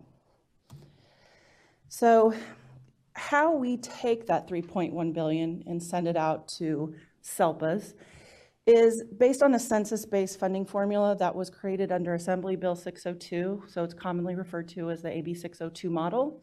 It's a census-based, and its funding allocation is based on K-12 ADA by geographic region, meaning SELPA. The census-based model is on ADA, so it has nothing to do with the population of students with disabilities, and assumes that the percentage of students with disabilities in a district is fairly evenly spread across the state. So there's an assumption that maybe 10 to 12% of any district's population is students with disabilities. So there's an average rate that varies by SELPA, but the statewide average is about 528. That's kind of 18, 19 rough guesstimates, and there's been some changes that you'll hear about later that kind of go into affecting that rate. And the statewide target rate is 540. When AB 602 was created, that statewide target was kind of a mean, an average, for all of the SELPAs in the state. And they said no SELPA really should be funded below that average. That average, however, has moved and changed over time. So in recognizing that you can't just make an assumption that 10 to 12% of your population are students with disabilities, the 602 model did take into consideration that a census-based approach may not be adequate for everything. So they did is they created little pots of funding to kind of deal with some of those oddities, anomalies, or what do we do categories. So one of those is increased funding for necessary small SELPAs. So if you're thinking about a population of a SELPA, and you're thinking about one that's very small or very rural, and you get $500 per student or per ADA, you may not have enough to do much with. So what they did is said everyone should have at least a minimum, kind of an operating minimum. And so that's what the necessary small SELPA funding does. There's also funding for students with low incidence disabilities. So that is really, if you have equipment or supplies, it's added funding for students that have low incidence disabilities, but there's also another pot that's specific for, say you have a student who requires a phonic ear. This would be a way to kind of get additional funds to buy the phonic ear that would then stay with the student. Then there's also one that's you may or may not have heard of most recently, which is the funding based on licensed children institutions and out-of-home care. So this was a funding formula that kind of got put off to the last minute under 602 and is once again kind of bubbling up to the surface because of some changes at the developmental service. These are students who may have been placed by a non-educational agency in a group home and may also be attending a non-public school or the local school district. And so this was to help with the idea that beds that have a higher level of care required most likely will have a disproportionate number of students who fill those beds with disabilities. So there was a separate carve out to deal with that population. There was also one a couple years ago, or I guess it's been 7 now, for mental health related services. And this is a pot of money that's earmarked specifically to provide mental health services to students with disabilities throughout the state. This was the result of the repeal of AB 3632. Then there is funding for infants with disabilities, which is a whole other conversation and presentation of lots of fun. This doesn't make sense to me, but we'll get there. And then there's the extraordinary cost pool. So there's an extraordinary cost pool that does 2 things. One is, as we were talking about in that very rural, very small community, say a SELPA that has 1 student who's in a non-public school, that costs $100,000. That could be your entire budget, right? So what they did is they created a school extraordinary cost pool fund that would allow for certain districts or SELPAs to apply and get some relief for those extraordinary high-cost kids. So it could be you're a necessary small SELPA and one student at a very expensive placement could mean budgetary issues, so this would help relieve. But it's also for a student who's placed in a non-public school that has a very large cost. You can have some costs for students that run over 6 digits. And so this is to help relieve, at least to some degree, some of that. So this money that so once you calculate all these different pots of funds, you get a total amount that each SELPA is entitled to based on this formula. That amount of money goes out monthly based on the principal apportionment that the state of California uses for most all of their funds. So LCFF, some of the other large categoricals, those all go out on a monthly basis. This is one of those fund sources. The last pot of funding is local fund, and this one's a little trickier because it can mean 2 different things depending on who you're talking to. So local funding could be, from a state level perspective, at a minimum, property taxes.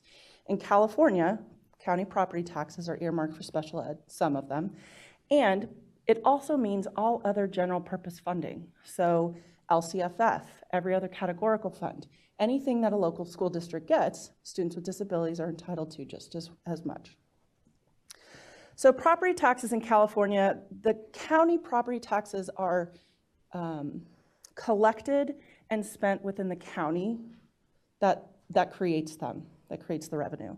And state law actually controls how much goes to each thing, and local governments can decide. A good chunk of property taxes will always go to K-14, and then there's a piece of that that's also statutorily required to go to special education.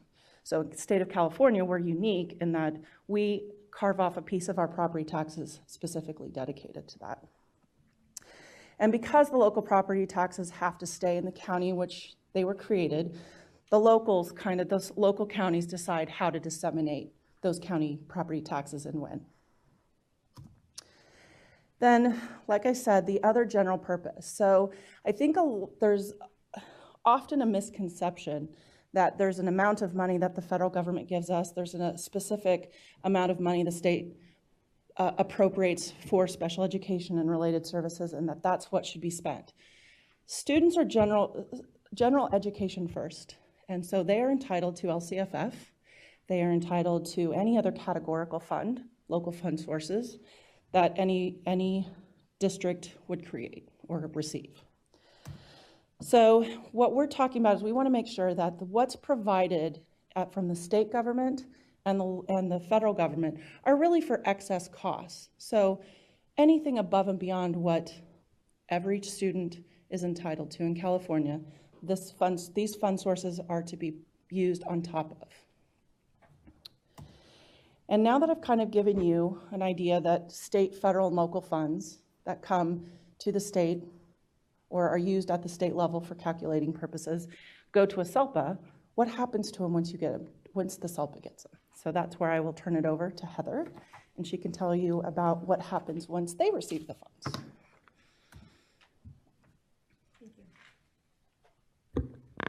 Thank you, Heather. I'm Heather DeFady. I am the chair of the SELPA Administrators Association of California, and I'm also the SELPA director for East County SELPA in the San Diego area.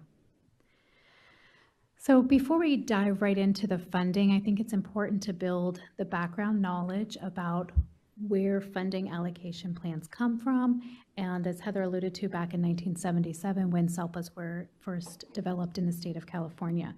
So you do see a lot of ed code references, and I'm not going to stand here and read a bunch of ed code to you, but I do want to stress that each SELPA is required to have a local plan, and that local plan is required to identify who governs their decision-making process, who is their governing body, and those individuals identifying which governing body that those individuals are responsible for. So you see there's a lot of transparency and a lot of local control in these local plans that are developed. Also a part of the local plan, we're required to have regular consultations about policy and budget development with special education teachers, regular education teachers, and administrators our parents through our Community Advisory Committee. And so this has to go through those processes and channels. So you see there's a lot of opportunity for public input through this process of our local plans.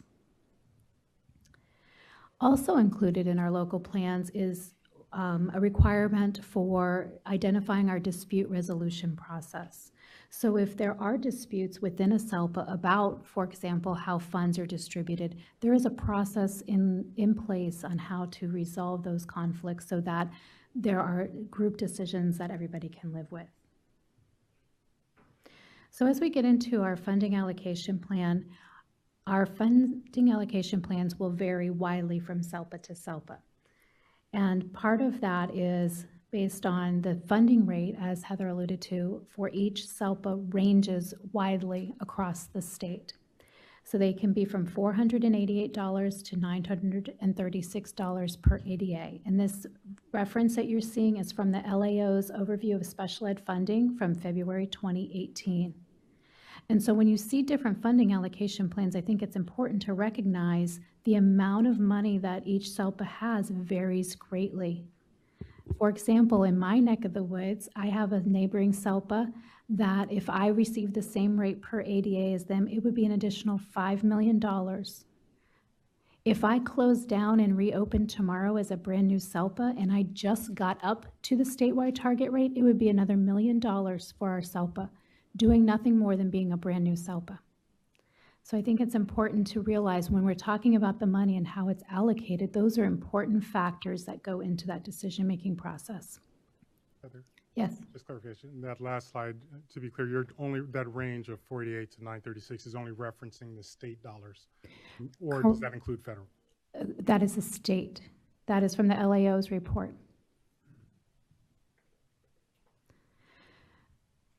So to give you a visual of some of the things that Heather was talking about with the statewide average, if the statewide average is $528 per ADA, you'll see by this graphic that the large number of SELPAs are funded below the average rate.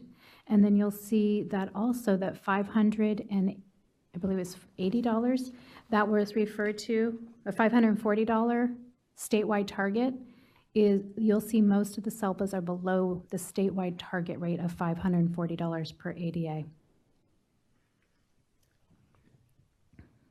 And I know this is insanely small to see, but it was important information, so I just want to draw your eyes to a couple points. In the top box that's yellow highlighted, which it doesn't show up in the copies we have because they're not color, in the very bottom box. So what this is from right to left on this page. It's going back showing the history of the special education funding received and the number and the expenditures over that same period of time. So if you start in the far right column, that's 2005-2006 school year, and at the very bottom you'll see local percentage of total expenditures. You'll see that districts across the state were averaging 35% of their special education expenditures were coming from their local contributions. So their general education fund dollars. If you move all the way to the far left, the 2013 column, in 2013-14, it was up to 43%. And that's the last time we have the data compiled at the state level, but it's continuing to climb with some estimates in some areas between 50 and 60% of special education expenditures being funded by general education dollars. So let's dive into the funding allocation plans themselves. Most SELPAs have some sort of methodology they use. It can vary from SELPA to SELPA and from funding source to funding source. So it can range on money is given out straight by ADA or our average daily attendance. It can be given out mostly by ADA with some off the top funding that is received or kept for the SELPA. And then some allocation plans have a combination of ADA and special education pupil counts that distribute their funds. Some allocation plans have an off the top where they hold funding for regional or countywide programs, or a combination of a weighted formula. And then some SELPAs in the state, especially in the rural areas for our necessary small and sparse SELPAs, they may retain all of the funds and run all of the special education programs and not just the programs for students with low incidence disabilities. So for example, in my funding allocation plan, I probably use about 4 of these different methods. We have some funding that we maintain off the top that goes to all districts first, and then we have the remainder of our funds go out on an ADA basis. We also hold some funds for a SELPA regional program that we run, and then we are also now moving into having a weighted formula with the combination of the federal preschool funds into the federal 33 local assistance grants. We're having to do some weighted formulas. So you'll see it's kind of a mashup of some of these factors.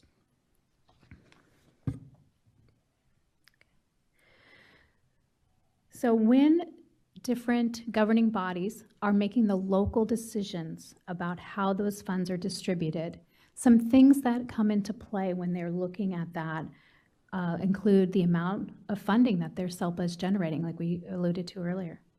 It may take into account the size of their member districts, the capacity of their member districts to run programs. It may also look at the geographical area of the SELPAs. Are you looking at a very wide spread out where travel from one part of the SELPA to the other part of the SELPA may take 2 hours? Those are factors that would be considered in your funding and your development of programs. Any other unique needs of SELPA's members? You may, in my area, I have some districts that are very, very small to some that are pretty nice sized districts, so the capacity of each of those districts. And also some of the funding allocation plans, Heather shared that AB 602 was started in the 90s, and there prior to that was the J50 funding, and some of the SELPAs continue to fund programs that were historically funded under J50. For example, the non-public schools. So there's some of that history that's been carried over that may, if somebody didn't have the knowledge of the J50 funding, may say, well, why are you paying for that? But there's some historical background of why those things may occur. So those are some things that councils typically take into consideration as they're determining their allocation of funds. So once their allocation of funds is developed and the districts receive the funding, we report out as SELPAs an annual budget plan. This annual budget plan is, I think a slide is missing. Oh, there it is. Okay. So the annual budget plan is a very public way for SELPAs to share how funds are dispersed across our districts. And this is part of Education Code. It requires a public hearing. These are not new requirements. We've always had to have our public hearing. We have to post at every school site in our LEAs about the public hearing to provide plenty of notice, and then these are adopted by the governing boards. So what does an annual budget plan look like currently? So if you haven't seen it, this is page 1. It shows, it clearly identifies when it was approved through public hearing by a governing board and gives some information about the SELPA. And then this is the second and final required page of an annual budget plan. So these are templates that were developed by CDE to match the Education Code requirements for an annual budget plan. And we have to admit that this is probably not the easiest way for the public to digest this information. Additionally, some of the language that is used in the annual budget plan, which is because it's an Education Code, is old language that we do not refer to programs any longer. And so it hadn't been updated for quite a while. And so the SELPA Administrators Association of California has developed, in consultation with CDE, a template on a new annual budget plan and things that we feel would be very valuable for the public to understand special education dollars and how they are spent. So here is the current Education Code, or previous Education Code, with the requirements for the annual budget plan. You'll see that it required to call out special education services to students with severe disabilities and low incidence disabilities, and then students with non-severe disabilities. And those are terms that we don't use any longer. So what AB 1808, which is the budget trailer bill language, brought forward were changes to the annual budget plan, and these are right in line with where the SELP administrators were drafting an updated budget template. So these factors or these criteria, I think, will be very helpful for the public, and I think it's right in line with what the SELP administrators were hoping to see change. And so we're very thankful for the Department of Finance for their listening to the suggested changes and their willingness to help us become more transparent with that. So we are in the final stages of developing this template, this proposed template for the annual budget plan. And this has been reviewed by various stakeholder groups, parents, administrators, people in educational finance world, and we're hopeful that you would invite us back and potentially share this template with you to get your additional feedback and input on this. And that's all I have. Any questions? Yes. First, thank you. Heather, thank you for your component. Heather squared, I can say, right? No, don't be funny, right? Don't. Thank you for this information. So the annual budget plan template that you just described sounds fantastic, and making it easier for the public to be able to digest that level of information is exciting. And I appreciate that you asked for our input. Do you have a copy that you could share today, or? We don't have a copy to share. We are still getting some more input and finalizing some things to. It started growing. Okay. We wanted to be so imagine. transparent. It started growing and growing. And then we were thinking, when we got some feedback, it was, we need to rein it back in. So we're in that some final revisions of that process. But we're really looking forward to perhaps a future meeting, bringing that for your consideration and input. Perfect. Great. Thank you. All right, let me open it up to questions. Really appreciate that you took a lot of rich content after lunch and made it easily digestible for us. So thank you for that. So Barbara, you want to start us off with some questions? Just because I moved 2 seats doesn't mean I can't talk. I have a question that may not be appropriate, which would so be me. There's a big problem with the word encroachment that parents use and teachers use. And if students with disabilities are general education students first, then for sure that word shouldn't be used. But have you guys have better terminology or better ways of explaining it? Local contribution, and I think Heather alluded to that. It's the local contribution. Local contribution. Okay. And I heard you say that, and I made a note, and then it's after lunch. So local contribution. Thank you. Heather, thank you. That you all use? No, I would concur that local because like I said, even the federal government in IDEA specifies the responsibility lies with the school district. And so they said in IDEA, it lies with the school district, but the federal government has a stake as well. So they even outlined that the intent is that it's the LEAs that are supposed to serve and pay for students, but the federal and the state should also share in that. Of course. Thank you. I thought I got it, but I wasn't sure, and I just wanted to make sure, because that is such a big thing. I get really tired of hearing the word encroachment. I just really do. So thank you, and I'm sorry if I asked something you had explained. Yeah, and if you look at on page 9 of your slides, those 2 slides really talk to the other fund sources that are generated. And we won't get into the fact that IDEA promised that 40% of our special ed expenditures, and they have funded between 11 and 18%. And so I won't go any further than that. Yeah, great. Yeah, right. David. Just wanted to say how much I appreciated you calling out the issue in terms of the discrepancy between SELPA funding rates. Because I think we all believe that the resources should not be based on where students live, because the mandates are all the same. So I just wanted to underscore that in terms of making sure that there are adequate and equitable resources for all students across the state. Thank you. Yeah, definitely. Thank you. Other questions, comments? Yes, Michelle?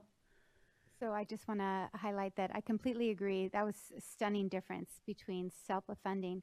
I was also struck by the fact that it's basically 3 state dollars to 1 federal dollar, like a 3-to-1 ratio. And I was wondering if that holds true in other states, if there's a calculation for each state in their state to federal dollar ratio, where California falls in that. I was just out of curiosity. Do you know? I don't know off the top of my head. I do know that there are some states, because there's a maintenance of financial support, so if we spend $1 today, we have to spend $1 tomorrow. Oh. So each state is going to vary very widely. Mhm. I couldn't give you anything more than anecdotal. Just because there's such an interesting thing happening right now with Texas, right, and their inability to, or unwillingness maybe would be the more appropriate term, to serve students with special needs. And I'm just curious how, if that ratio would be telling of anything. But thank you. Great, thank you. Other questions, comments, thoughts? As I mentioned earlier, I really appreciate you guys coming and hope that you'd be willing to come back and give us just an ongoing primer, which I know this gets deep into the weeds quickly, but appreciate the way that you presented it and would like the opportunity for commissioners to weigh in on the budget plan template when you have a draft that we could review. Absolutely. Thank you. Great. All right. Well, thank you both. Okay, commissioners. We are moving on to item number 5. And if you will remember at our last meeting, this really came about because of conversation that came up in the mental health subcommittee. So thank you, Mildred, Michelle, Barbara, folks that weighed in on that conversation to say, what are STRTPs, or short-term residential treatment programs? What are the programs that are currently offered in the state? And Danny Mollet did an excellent job of giving us an overview and then inviting experts to come forward from the California Alliance of Child and Family Services to share some information. So I'd like to welcome Carol Schroeder to the podium. Welcome, Carol. Thanks for being with us. Dina, Madam Chair. And then just left or right? Left or right, good, thank you. Thank you very much. I will plunge right in. This is Continuum of Care Reform for Educators with a special emphasis on short-term residential therapeutic programs, as Gina suggested. So what is CCR? Continuum of Care Reform.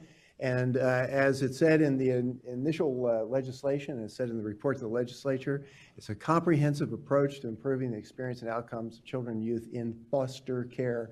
And I put that in red letters because, do I have it on the next slide? I do. That education placements pursuant to individual education plans were never considered during CCR planning. It was not part of the planning. The CCR is about foster care.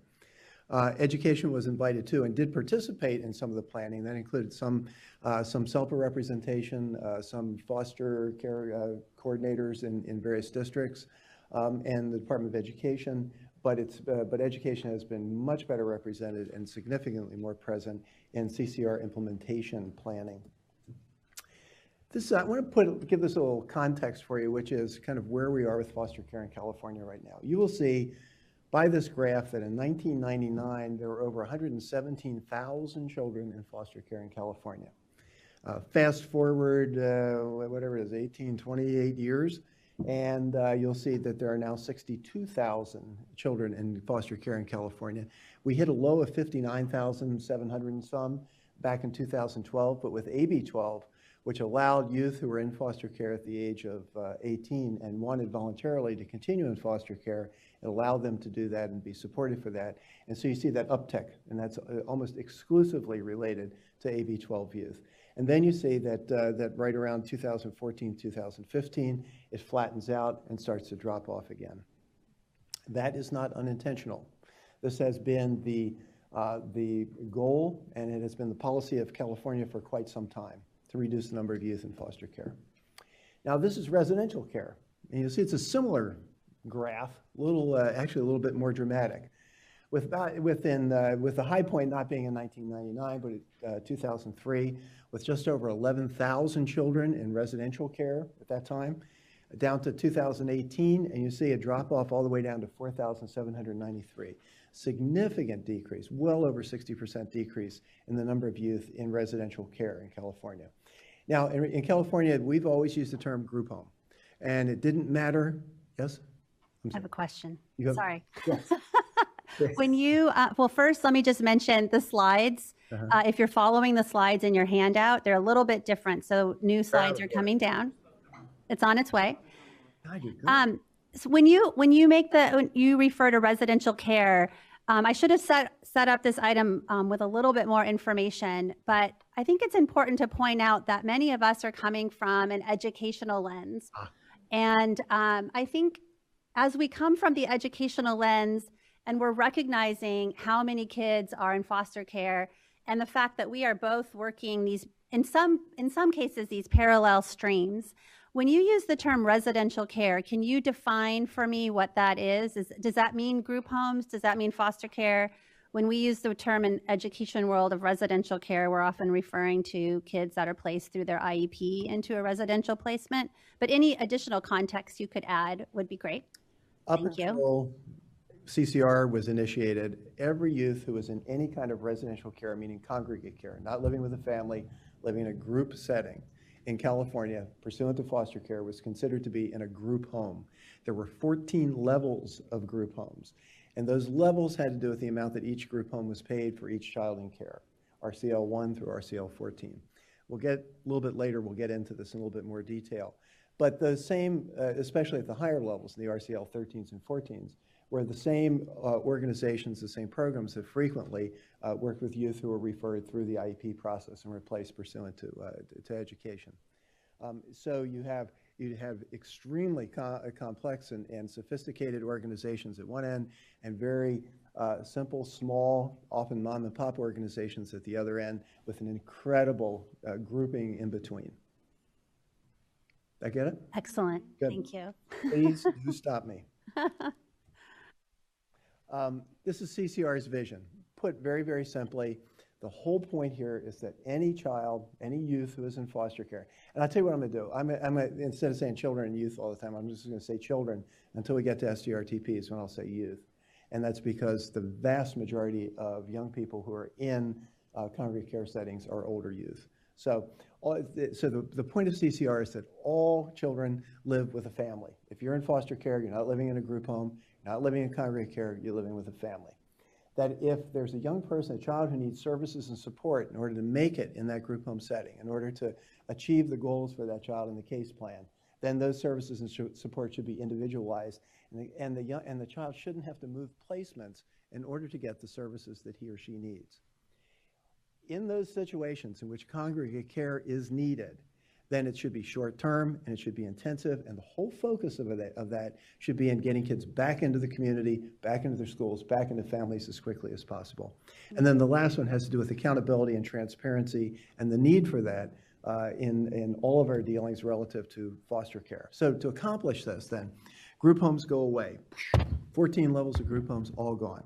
Instead, we have one level, short-term therapeutic residential programs, residential therapeutic programs. They're created, they're interventions. Think of them as interventions, not placements.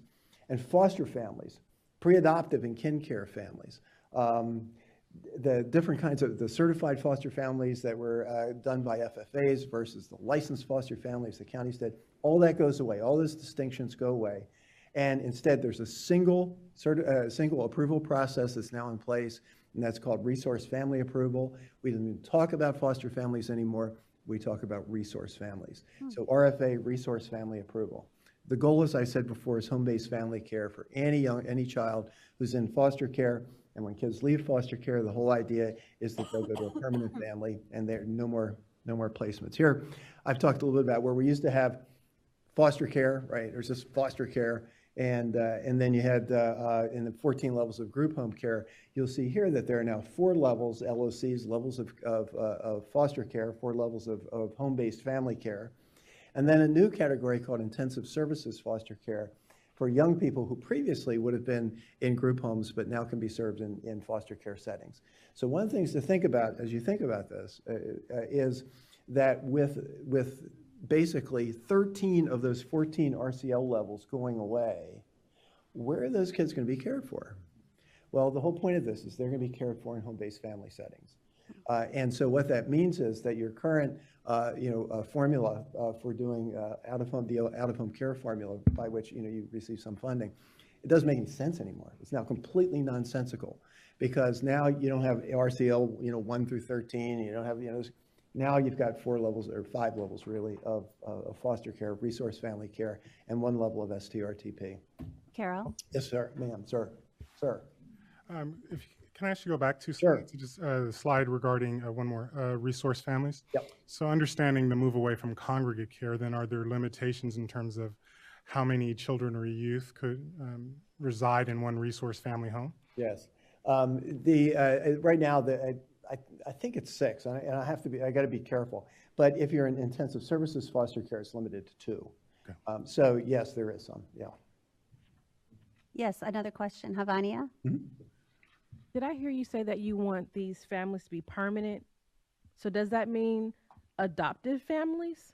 Or is that different terminology? No, what's interesting, I'm glad you brought that up, because one of the things that's really interesting in this is that there used to be a different process for approving foster families than there was for approving adoptive families, despite the fact that frequently foster families became adoptive families. What the resource family approval process does is that it creates one single approval process, whether folks are going to adopt or not. So if you're going to do any kind of substitute care as a family, you become a resource family. If you adopt, you don't have to go through a whole new process again. Your resource family approval process takes care of that. So the families don't have to go through multiple approval processes based on what it is that they're trying to do. It's a streamlined, well, nice. Knock on wood. That's the goal, yes. Now, this is really critical, and it's one of the key things about CCR that it really sets it apart from what we've done in the past, and that is these 2 pieces right here. The first is that for the first time in foster care, believe it or not, there'll be a single standardized assessment for every child in foster care. And that's CANS. Some of you are familiar with the Child and Adolescent Needs and Strengths. Okay, it's going to be CANS Core 50, and I think Core 50 is Core 50 items on the CANS, and then I think we're going to do some that have to do with trauma as well to weed out where there's trauma, which is everywhere. So standardized assessment for every child, and it's going to be done for both those kids who are getting especially mental health services through their mental health plans, as well as those kids who are in foster care, so that they don't have to go through 2 different assessments, because now this young person's in foster care, child's in foster care, but now they have mental health needs, so we got to give them a new assessment. No, all one assessment. The second is the use of child and family teams. Now you're accustomed to this in IEPs, but foster care really hasn't done it. And so for the first time, children and their families get brought into the decision-making process about what happens to these children when they're in foster care, who they're going to live with, what the case plan is, whether they're going to be reunified, all these things. Now, they don't make the decision. The decision is still made by the caseworker because the caseworker or the probation officer is the officer of the court. However, they have input into that. And counties are right now just embryonic in terms of implementing this. This is very, very new, and it's being implemented spottily. When young people, now we get over to the STRTP, so we're going to get into the short-term residential therapeutic programs. Children and youth placed here only when they have needs and challenges that can't safely be met in a home-based family care setting. It's the only reason. It's to be short-term, and the whole point of this is, as I said before, until the needs and challenges can safely be met in the community in a home-based family care setting. So group home is a place to live. You get placed in a group home, and you stay in the group home for some period of time, either until you've done your program or you've grown up or whatever it is. That gives way to short-term residential therapeutic program as an intervention, and think of it as a way to get somewhere as opposed to the someplace that you're trying to get to. So the whole point is it's a way to get back to family and community. As my friend John France said, it's the train, not the station. Okay. To do this, discharge begins at intake. If possible, begins before intake. The purpose is no longer to cure youth or to get them to a certain point or to have them finish a certain program or to even make them successful in residential treatment. We have years of data demonstrating that youth who are successful in residential treatment are not necessarily successful when they leave residential treatment. So the purpose, however, is to prepare youth for their return to family and community, and also to prepare family and community for the youth's return. And that has implications for the pieces of the residential programs as we go further. I want to say that there has been this kind of a rumor, if you will, that you can't be in an STRTP longer than 6 months. It's not true. The whole point of it is that it's short term. If a young person is in an STRTP for more than 6 months, it has to be approved by either the chief probation officer or the chief child welfare person in that county. But there's nothing that prohibits that from happening. Yes, ma'am.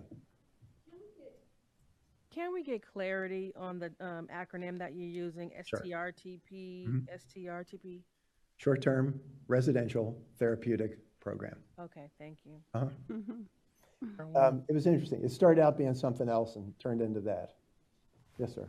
Will there be data available in terms of how frequently a local officer is making the decision to extend a placement beyond the initial 6 weeks or months? Yeah, there is actually it's already available. Well, let's see, it's available on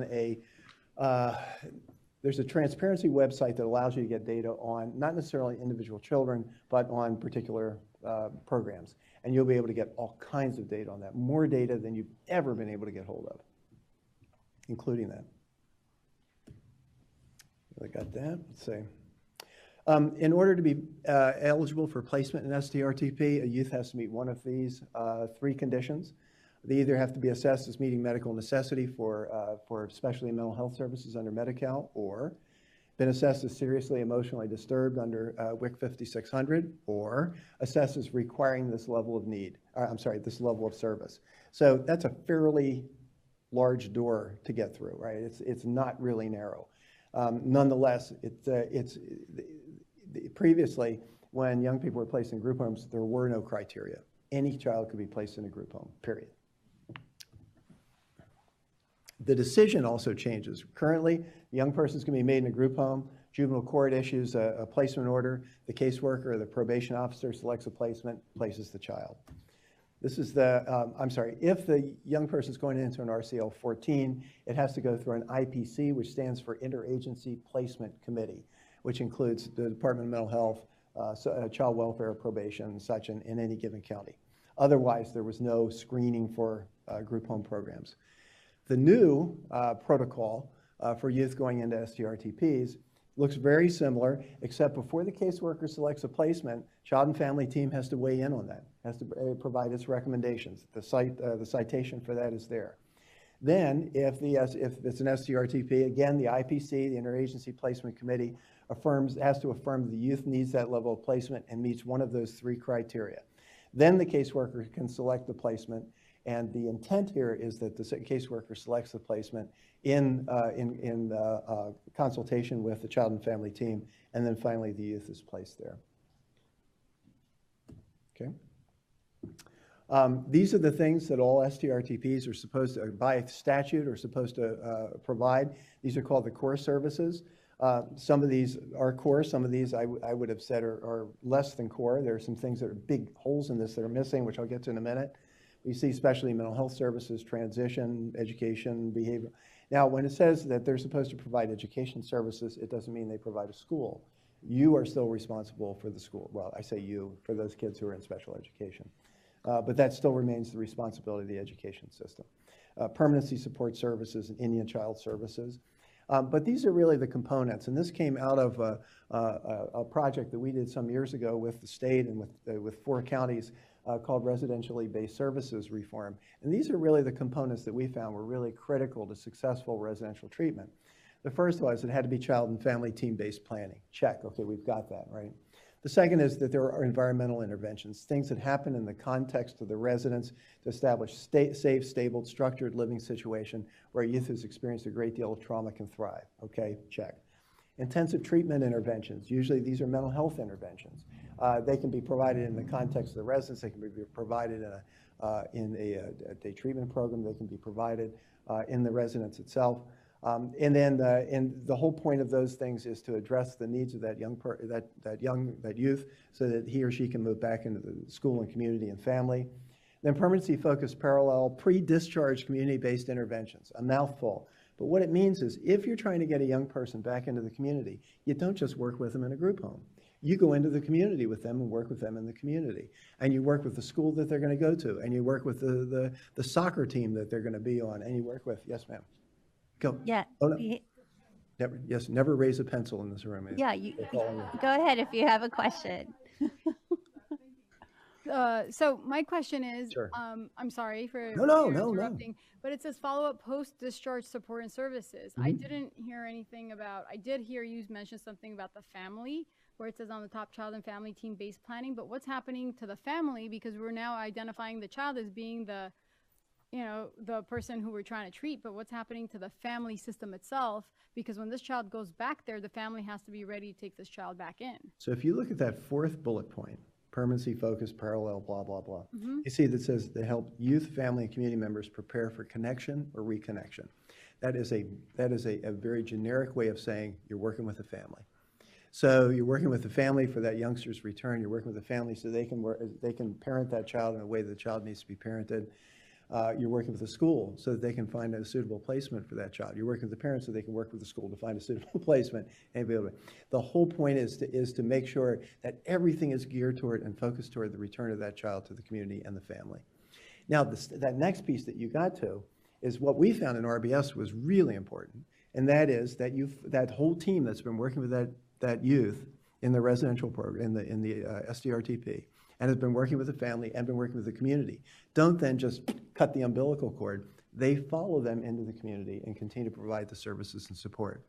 Our concern was and is that was not included as part of CCR. It was included as an option that counties could pick up at their discretion.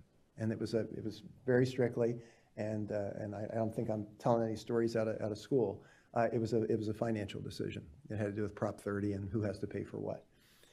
Interestingly enough, there's new federal legislation that was just enacted this year that will require this as part of what they're referring to as QRTPs. And so just as you got used to STRTPs, you're going to get QRTPs. And it does require 6 months of this for every young person who's in what we call an STRTP. So we're pleased about that.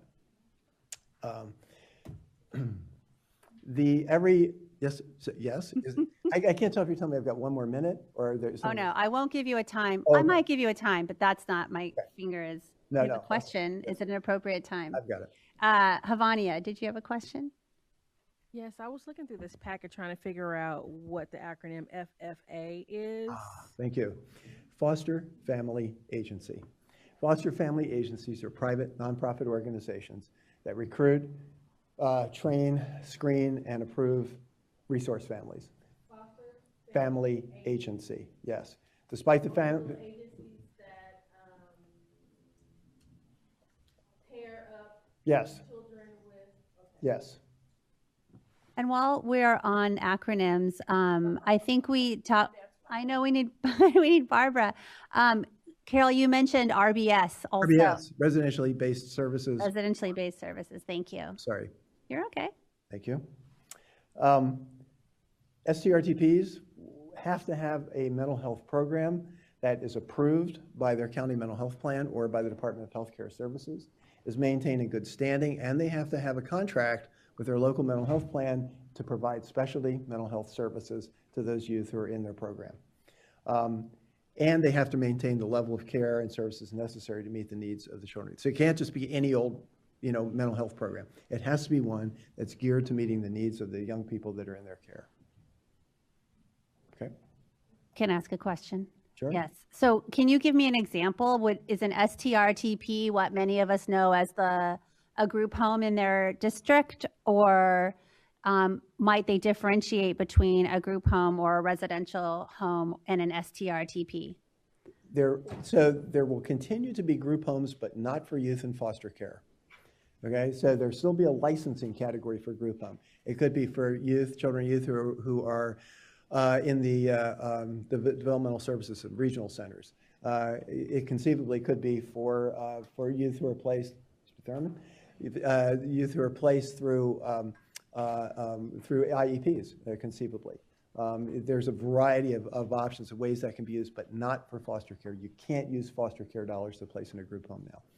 I appreciate that. And the Thank big you. difference is that all these things that I've noted here in the components are unique to well, they're not all unique to it, but the configuration of these are unique to STRTPs. Perfect. Thank you. We have one more question here. And go ahead, Kim. Yes, ma'am. Hi. What distinguishes the training of an STRTPS provider and a group home provider or foster care provider? I get that they're different systems and different eligibility of, and students that are accessing them, but what differentiates their training? There is an entire core curriculum of things that have to be provided to people who are working in STRTPs, particularly at the line level. So the folks who are working face-to-face with the kids. I think that we're probably going to go further than that. I think we may get to the point at which we have a certification for child care workers, for youth care counselors. There is a national certification that exists now. We're going to be looking at that personally as an organization about whether or not to push that and say, look, for every young, the kids deserve some, this level of guarantee of expertise. And so we should be looking at that. Okay, great. Thank you. Yes, ma'am. Yes? That's okay. It's all right. Ask your question. So you were saying that foster youth are no longer placed in group homes? They will no longer be placed in group homes as of, I want to say, January 2020. So right now, and I'll get to this at the end, we're in a transition period now where those group homes that want to become STRTPs are in the process of that transformation. Some have decided, nope, not going to do that, and have already shut their doors. A lot of others are going to shut their doors as well.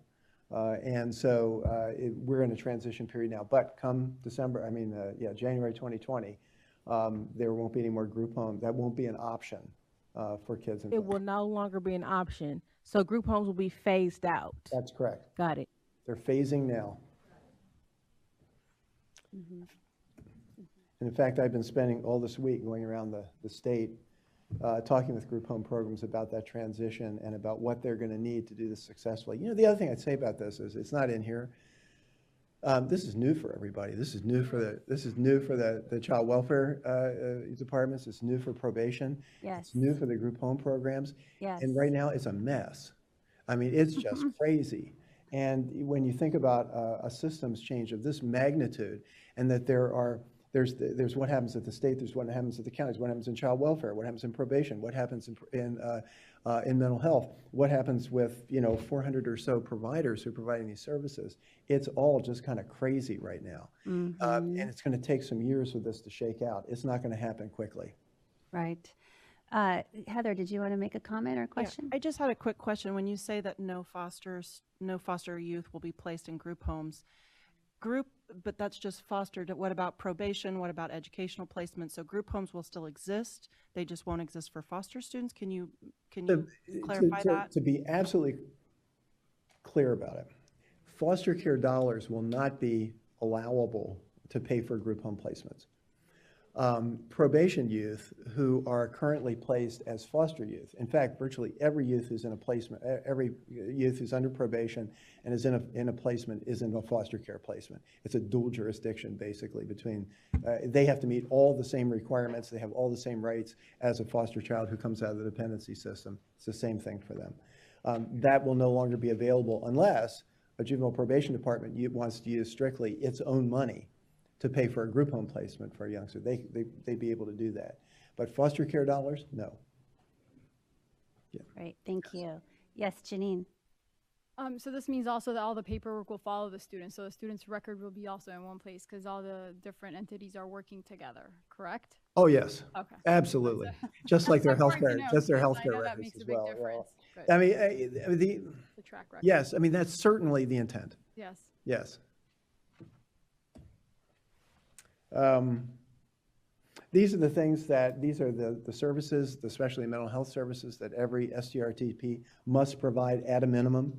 Mental health services are basically therapies, crisis intervention, medication support, targeted case management. There are a whole bunch of others that they can. If a young person needs one of those other ones, if a youth needs one of those other services, it's the responsibility of the STRTP to make sure that they get those services. So you can't just say, sorry, we don't do that. So here's the this is the projection. So if you look back here, 2018, which is, let's see, I can't point to, I'd point to it, but I can't. Oh, wait a minute, I can. Isn't there? Yeah, here we go. See right there? Okay, that's 2018. Well, actually, it's right there. And that's about where we are now. The governor's budget in 2016-17, 5,500 kids. This is when we first started on this. 5,500 youth were in group home settings. In 2017-18, the governor projected at that time in 2017-18, I want to go back. Didn't mean to do that. That this is what would happen to that. It would go down, whoa, to 1,143 youth in STRTP settings by 2020. That's since been revised, and we're looking at about double that, 2,487. But that's a projection based on, that's a money projection, not necessarily a let's look at the kids and see what they need projection. But anyway, that's you get a sense of what it is that we're trying to accomplish here in a relatively short period of time. So where are we now? 41 providers have been issued STRTP licenses, and that accounts for about 122 facilities. And remember that licensing, community care licensing, licenses facilities. They don't license programs. So it's 122 facilities for a capacity of about 2,044 youth. There are 111 providers who have STRTP license applications in process, accounting for another 263 facilities for a capacity of 2,278 if all of them are licensed. That gives a total capacity of about 4,322. If those budget projections are right, the total foster youth transitioning to STRTPs would be about 2,487. If 75% of that capacity was available for foster youth, assuming that the other 25% might be education placements, might be commercial health insurance placements, might be regional center placements, then you've got capacity of about 3,242, which leaves an open capacity of about 1,080. Now, whether or not there'll actually be 1,080 is another question. But at this point, it looks like there'll be an overage of about 1,080, which either means that there's going to be a lot of empty capacity someplace, or there are going to be other places closing down. And that's about where we are. I think. Let me make sure. Oh, yep, that's at the end. Mm-hmm. Yes. Go ahead, Havania. On slide 2, I wasn't Slide sure. 2? Oh, how did you do that? Sorry. On slide 2, I wasn't sure if I heard if you explain what factors contributed to the decrease in the utilization in foster care. Yeah, so it's been a declared intent of the state of California to reduce the number of youth in foster care. The reason for that is really clear. Every bit of research that we have says that kids who grow up in foster care don't do very well once they leave foster care. They have a much higher incidence of contact with the law, much lower incidence of graduation from high school and college. I mean, you name it. All the key indicators stink. And so the idea is, okay, let's not have kids hang around in foster care forever. Let's get them, into permanent families, whether that's reunified with their own families, living with kin in a guardianship arrangement, being adopted, whatever. So there was a very intentional desire to reduce the number of youth in foster care, and that's across the state. Now, if you look at this on a county-by-county basis, you'll see that there are all kinds of fluctuations because ours is a county-based system, 58 different counties. You've seen one county, you've seen one county. And so it really varies from county to county. But overall, California has been inordinately successful at reducing that. It's been a federal focus as well. And actually, we have exceeded what the kind of what the feds were hoping to do. And the feds were hoping to cut it in half. We've done better than that. Whoops. Thank you, Havania. Carol, thank you for being here. Thank you very much. This is incredible information. And it might be safe to say that in the education world, we are not we have not spent as much time on this as this is rolling out as we need to. I mean, clearly we have lots of questions. We could probably spend a significant portion of the day just delving into a few components that you've introduced us or to us, or not introduced, but told us about. So thank you for coming. It is also very nice to have Danny Mollet as part of our mental health subcommittee. So thank you for participating, Danny. And I would just love to reserve the right to call you back. Happy. As we delve in, as we, as our worlds make this shift. I think that as this continues to evolve and we get closer to the evolutions that you've talked about, more and more questions are going to come up, and we're going to need time to delve into the weeds and address some of the issues that come up. So really appreciate the overview, taking time to answer our questions. If I could say one thing. Please. Yeah. I said it's kind of a mess right now. I don't want that to sound like an indictment.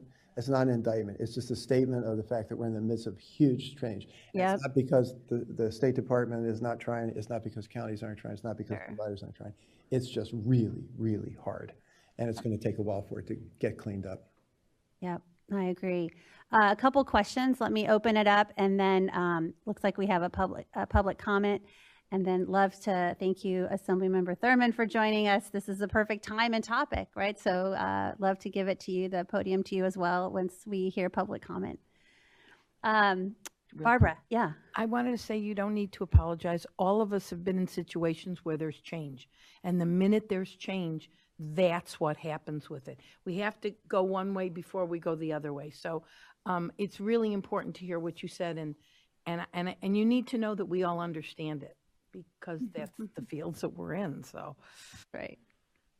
I appreciate it, and I'm sure the department and the counties would appreciate it as well. Yeah, exactly. Yeah, it's true. It's true. Other questions, comments, thoughts? Michelle? Any angst you want to deliver? Yes, Michelle. So you mentioned resource families. That's the new name for foster families. Am I correct? Yes. So how many are you projecting that you need to recruit and train, and what will the training process be for those families? I don't know that anybody has done that, has said we're going to need X number. And I'd be interested to see that. I'm just not sure what. Because if the target date's 2020, I mean, the older I get, the faster that comes. So I'm figuring you guys better hurry up. I mean, I think it seems to me like a target number and would be appropriate, since you have the students that you would, or children, I should say, since we're not talking educationally. If we've got,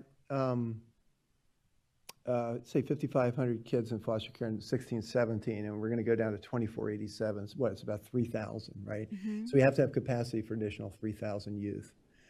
So if we assume, say two youth per resource family, mm-hmm. We're probably looking at about 1,500 resource families, and that's net.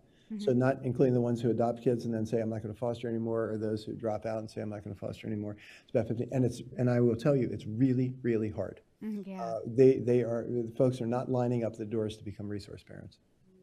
And is there a recruiting process in place? I'm just curious about how that, I'm just curious because in my 20 years, I've dealt with so many kids in foster care. So sometimes sitting on this commission, it's a little bit of a trigger for me, because you start to realize everything that you know and have lived through with these students. And I guess I'm just super concerned.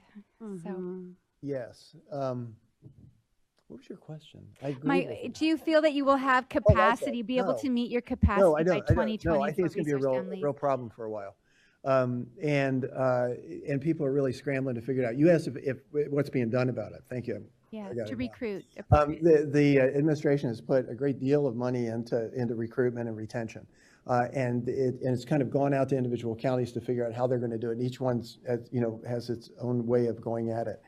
One of the things that we've been doing with our members is to really streamline that recruitment process. So first, how to target those folks who are most likely to want to become resource families, and how to get them in the door, screen them, and then get them approved as quickly as possible. Right now, the old process was incredibly lengthy, and you lost people along the way just because it sort of went on forever. And part of what we're trying to do here is to make that as short as possible, while at the same time ensuring that the folks that we bring in the door are the folks who can really care for these kids. Thank you so much. Sure. Thank you. All right, Carol, thank you. Oh my gosh, I'm so sorry. Summer and then David. Do you have any plans to show any kind of data between children that get through the short-term therapeutic environment to a resource family, but then go back to the short-term therapeutic environment? Yes. Because I'm kind of interested. I mean, the ideology of this is great, but I'm sort of curious as to the number of the kids that will bounce back and forth between those two settings, and because that just indicates that something's not successful. I will tell you that this is my own personal belief on this, and it's a belief that's based on observation and doing this for a long time. I don't think that stepping kids down makes any sense at all. Our experience in RBS reform was that youth who left, residentially based services reform, the youth who moved from the residential component of the residentially based services programs into families where they were going to stay were much less likely to come back into care than those who stepped down into a foster family, and then the likelihood. And I swear it has to do with hope. And that is when kids see clear hope that they're going, so they've got a family to go to, the likelihood of them, coming back into foster care, the likelihood of them moving out of foster care and staying out is much greater than kids who just see, well, it's just going to be another foster care placement for me. But Now, I want to focus a little bit, though, on, because we're commissioned looking at students with disabilities or children with disabilities, right? So if you are in the unfortunate situation in which you have a family environment that's not successful, and then you also may have a disability in which you have behavioral problems, or those are very, very difficult to manage in a family setting. Mm-hmm. Some people do it successfully and some people don't. So I'm sort of interested in those children that are going to need services in a short term, what we're viewing now as a short-term therapeutic environment, but then we're going to pass them to a resource family, which sort of speaks to the training aspect. And will that receiving family be able to care for those children and have the proper training? It's not an easy thing. So I'm kind of wondering if we're going to collect data on those children, because they might fall into our world and schools of students with disabilities and those children that we all have worked with that are bouncing between environments, and that impacts the school a great deal. Part of the reason for the creation of intensive services foster care was precisely for what you're talking about, that especially trained foster resource parents for youth who have exceptional needs but who need a great deal more services and support in order to succeed. That's what those homes are specifically for. And an enormous amount of effort is going right now into finding and supporting those families. The degree to which, however, we can keep those young people's birth families and kin involved is absolutely critical. They may not be able to live with them, but to keep them involved and to make sure they continue to have that touch point and that they don't lose that is just enormously important. Great, thank you. David, go ahead. I have a question just about the timeline for placement in an STRTP. You have the graphic, but are there mandates in terms of this shall be done in 15 days, or kind of what's the ideal and reality? There are requirements relative to when assessments have to be done, and that has to do with the mental health piece, how long it takes for them to be assessed as needing an STRTP and then placed. I don't remember what it is, but yes, there are.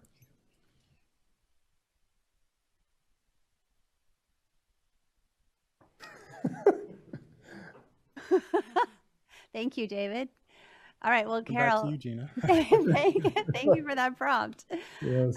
Thank you for being here and taking our questions and allowing us to call you back. Sure. And I appreciate the information. Thank you very much. Shall I just take my stick here? Just pull it right up? Very good. You continue to get the end. Thank you very much. And Matt, we have a public comment, right? Yes, Heather DeFady, SELPA Administrators of California. Heather DeFady, I am the SELPA Director for East County SELPA, and I'm making this comment under that hat and not as the chair of the SELPA Administrators Association. First, I want to thank Carol and Danny and their members of the California Alliance for the work they're doing with this very vulnerable population of our students. And I just want to bring to your attention some of those unintended consequences or the the mess that Carol referred to, so those things that are happening with this. So some of the facilities that are becoming STRTPs are also the same facilities that serve our students with the residential treatment centers or RTC placements. And as you may know, those are educationally based placements. And right now what's happening is for the room and board rates that districts are paying to serve these students in these very intensive settings, we traditionally have followed the Department of Social Service room and board rates. As facilities are becoming STRTP certified, that rate that they are getting per month for those students with very intensive needs is about $2,000 to $3,000 more per month. So what's happening is our educationally based placements in the residential treatment centers, those same facilities are now requesting that we pay $2,000 to $3,000 more per month for room and board and care. And so that's about $24,000 to $36,000 per year per student with no increased services for those students. So this is just one of those unintended consequences of the STRTP, which serve a vital function in meeting the needs of our students, but where that overlap intersects with educational placements. I just wanted you to be aware of when we're looking at our mental health dollars that are not covering the needs of our students in special education. That's another strain on that system. So I just wanted to bring that to your attention. Thank you. Appreciate that, Heather. Thank you. Okay, any other public comment, Matt? Okay, great. Assemblymember Thurmond, welcome. And first, let me start by saying a happy belated birthday. We will not make you uncomfortable by singing to you, but just wishing you a happy birthday. And thanks for being here. I'd love to give you the mic for a moment and appreciate you sharing your thoughts. Thank you. And I'm sure that the singing would be melodious. I have no doubt of that, but duly noted and appreciated. Thank you, Madam Chair and Director Wright and members of the commission. Thanks for the opportunity to be able to add on to some of the comments from my colleague, Mr. Schroeder, who I've had the chance to work with the Alliance for many years on the things that you all are really talking about. How do we do a better job of integrating our services and provide wraparound services for many students, including foster youth, who in many cases are students with special needs and exceptional needs, but make sure that they don't end up in more difficult circumstances, and that a goal like CCR, which is so aspirational and great, but seems daunting when you consider the number of young people who are in foster care. And so I appreciate your comprehensive approach that you would ask to hear about where things are with the CCR as it relates to what this commission does, as it relates to how we improve the delivery of special education in the state. I would add one other footnote about what's happened this year in the legislature around how we serve foster youth. The recognition that, as Carol said, that the outcomes for foster youth can be very difficult, including post-graduation from high school and the ability to go to college.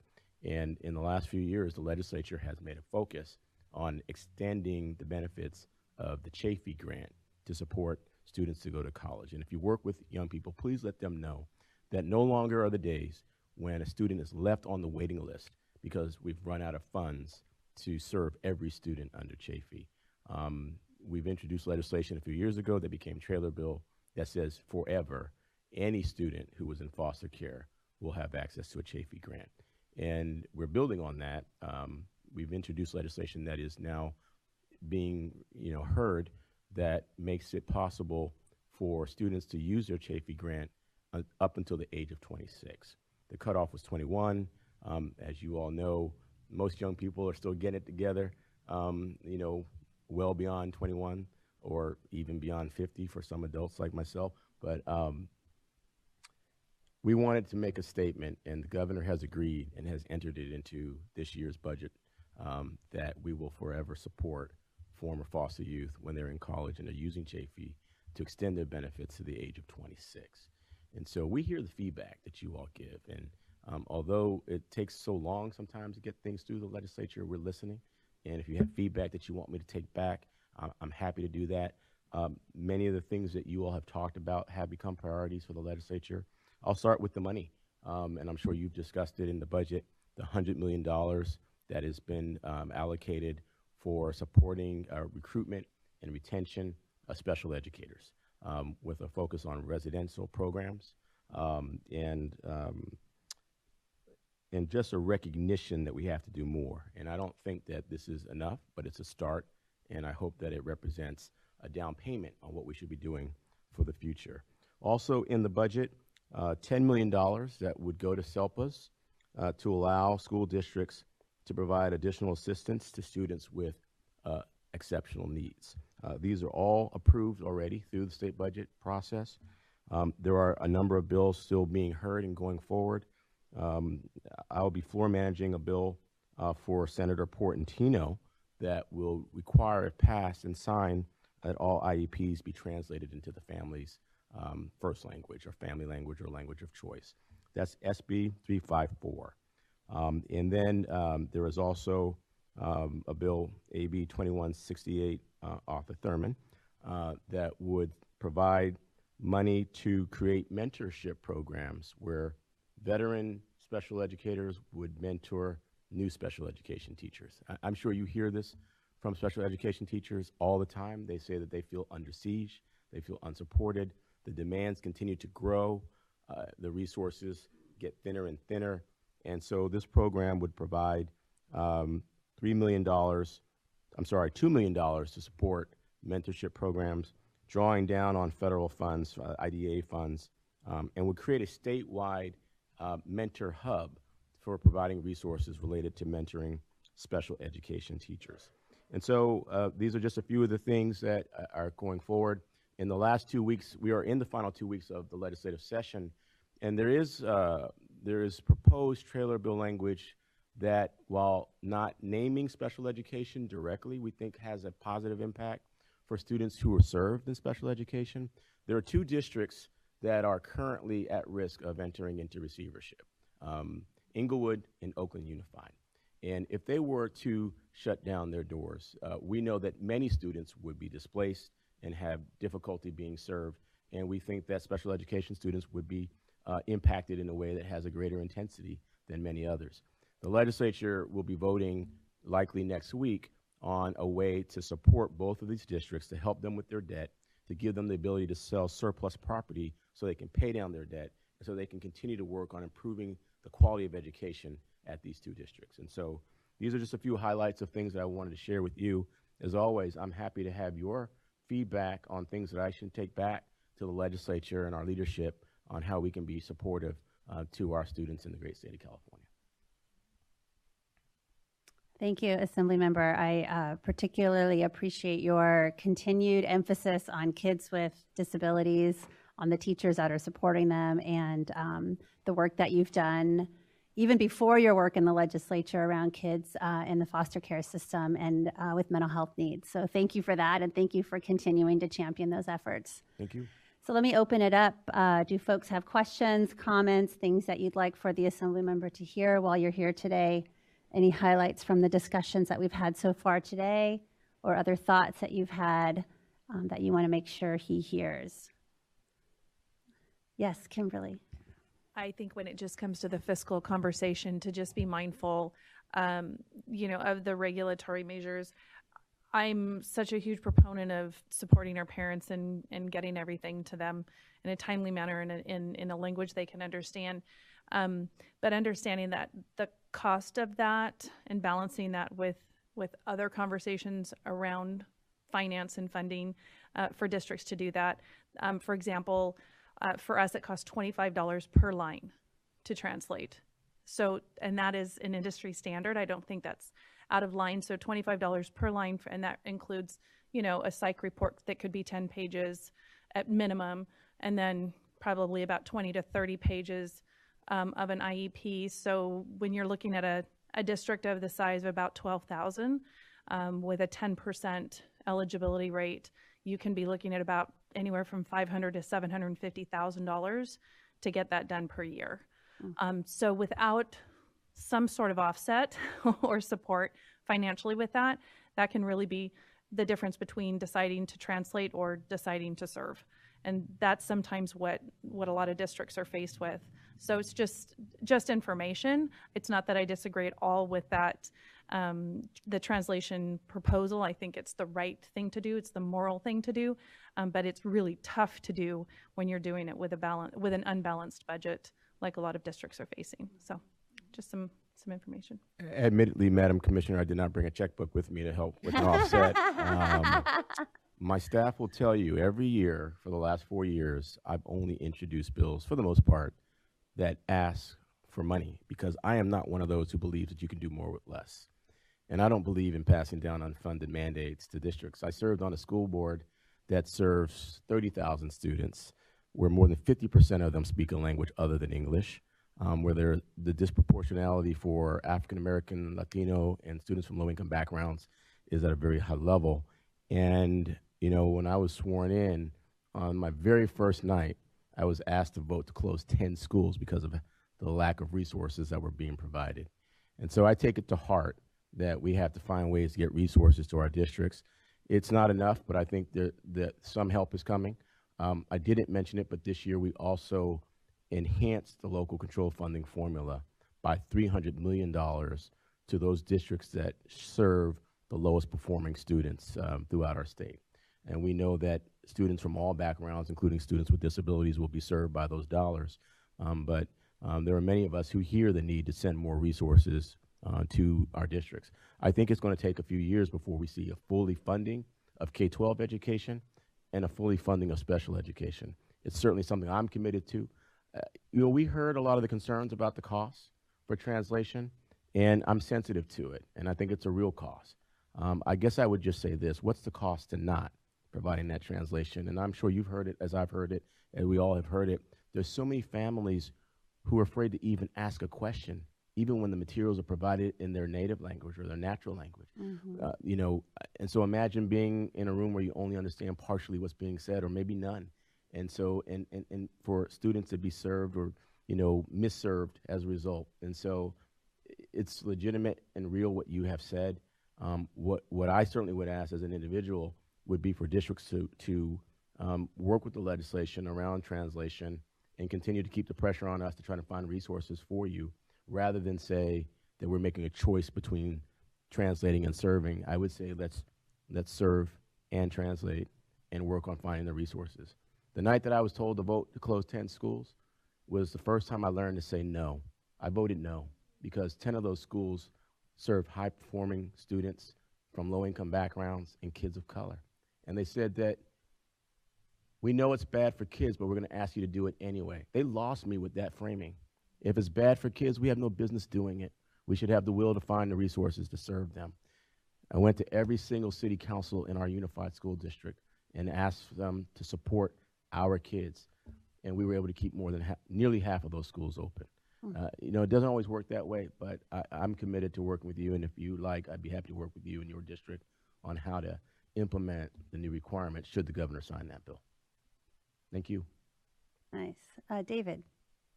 Just like to add on to Summer's comments, and certainly thank you for passion and focus about doing the right thing. We need Kimberly, money. I'm sorry. Summer's here to my left.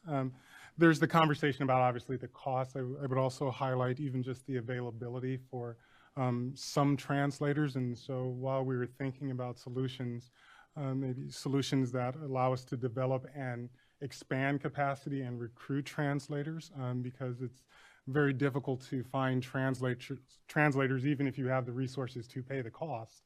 Depending on your community and the size of that population, there are challenges there as well. I don't know if, thank you for that comment. I don't know if the commission has ever kind of created a list of priority things that should get addressed. And if there is a list, it could even be a handwritten list. You could put it on a Post-it note. You can text it to me. But, you know, and I'm not saying this to be political, but we're going to have a new governor soon. And to me, that represents an opportunity to have a conversation for that governor to make sure that whoever is elected understands the needs of our students in the state, understands that special education has been underfunded forever, and these needs have increased.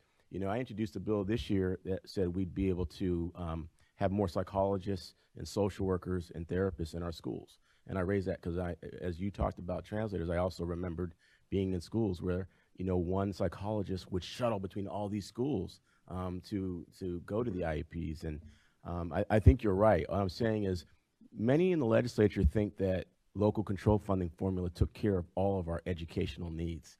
And I try to remind them that just took us to 2008 funding levels when we were in a deep recession. And so if there is a wish list that, or a priorities list that you all would like to put together, I certainly would like to help in pushing that forward to leadership and to my colleagues and to the governor, this current governor and the next governor, to make sure that those are at the forefront and that we keep chipping away at it and not asking you to do more without giving you more. We're going to make you two the co-chairs of the wish list committee. Nice. And then no one in the legislature can say that we didn't know because you told us. And legislators need to hear it because people are making assumptions that you have all that you need and passing down. It's not the State Board of Education. It's the legislature. And so we need to hear your prioritization and then work with us to figure out how we can get it funded. Thank you. Thank you, David. Coincidentally, we are looking at our ledge and policy platform today. Oh, what a coincidence. And so we'd be happy to pass on updates and get that list to you.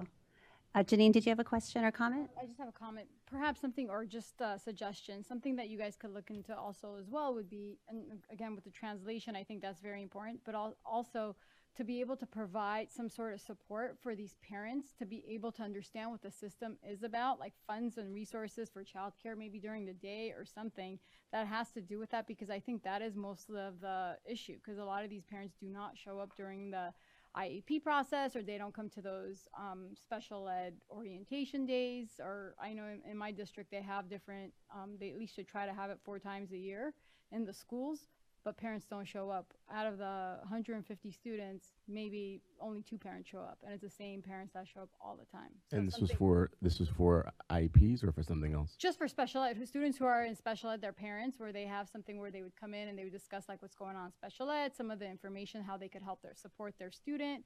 It's just something like that where they could support that as well.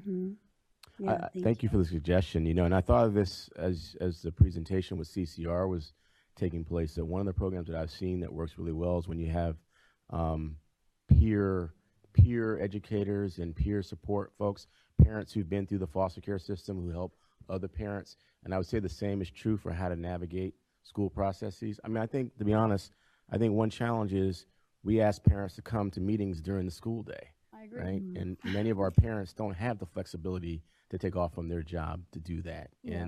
And so, I think schools, unfortunately, for many of our families, become intimidating, challenging places to navigate.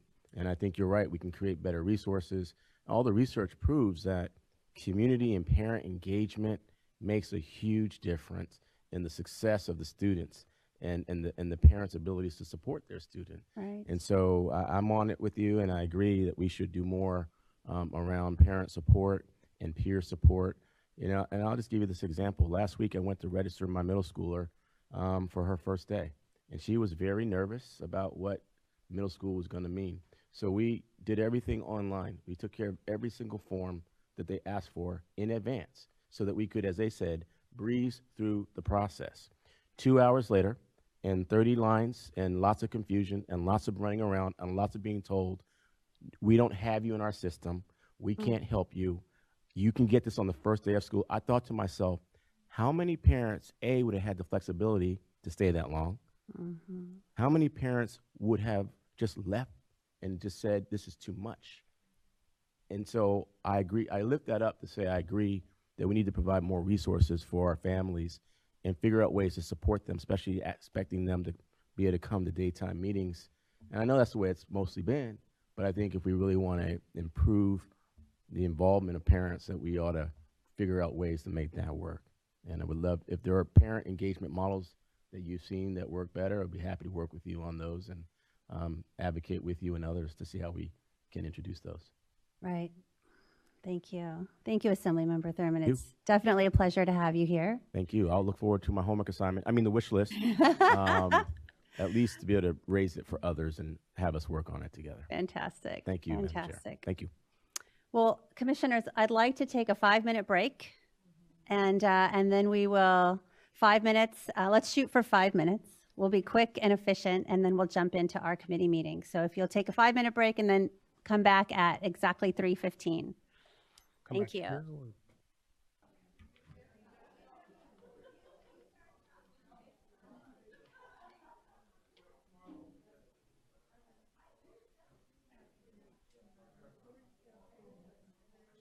Welcome back, commissioners.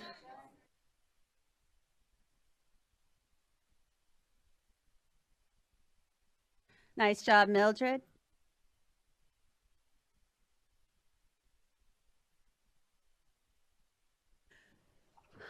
Well, commissioners, thank you. We have had a great day, a lot of exciting content.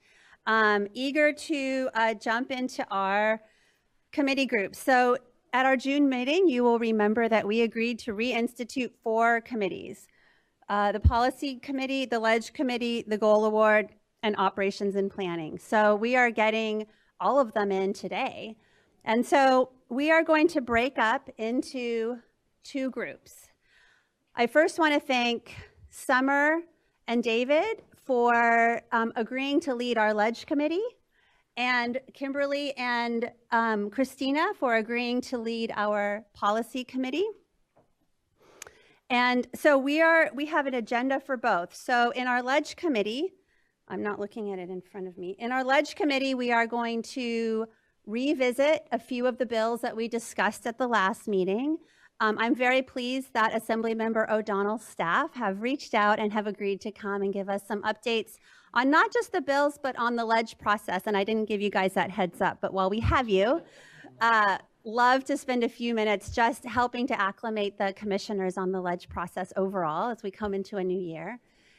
We're also going to look at our Policy and Ledge platform and see where we might be needing to update that, or is that something that's ready to go out and be shared with folks like Assemblymember Thurmond, Assemblymember O'Donnell, and other folks in the legislature that have asked for our input.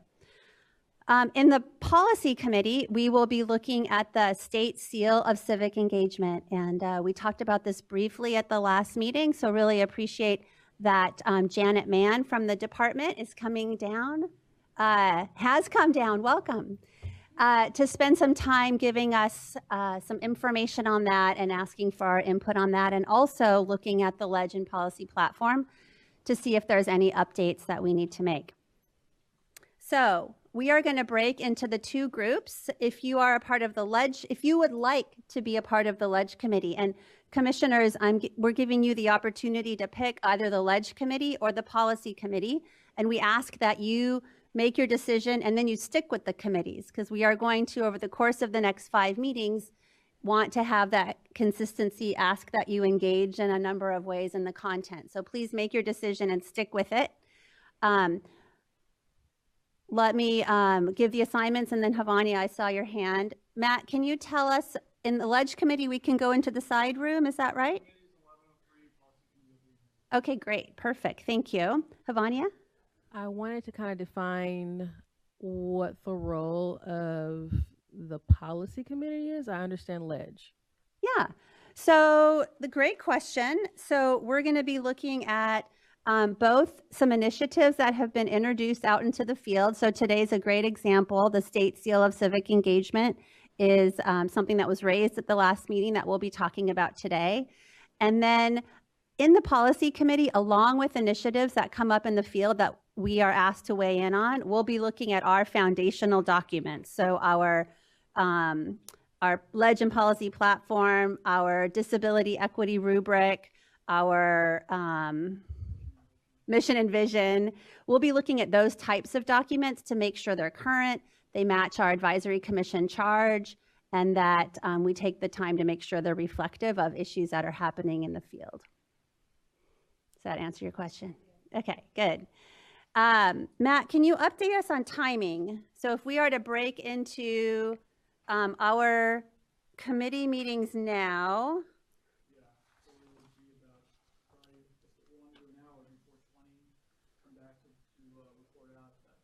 Okay, perfect. All right, so let's go ahead, decide if you'd like to be a part of the Ledge Committee discussion. We're going to go into the side room. We'll meet there from 3:20 to 4:20 and then come back here. If you'd like to be a part of the policy committee, we will meet in here. Members of the public, we would love for you to join us. Similar to the way that we've done it recently, we'd love to have the commissioner, make sure that facilitators, that our commissioners have the opportunity to weigh in on the content, that you hear from all of the commissioners, and that we open it up to the public as well for their input and engagement. All right, any questions, comments, thoughts? Matt, did I miss anything? All right. With that, let's break, and we will see you back here at 4:20.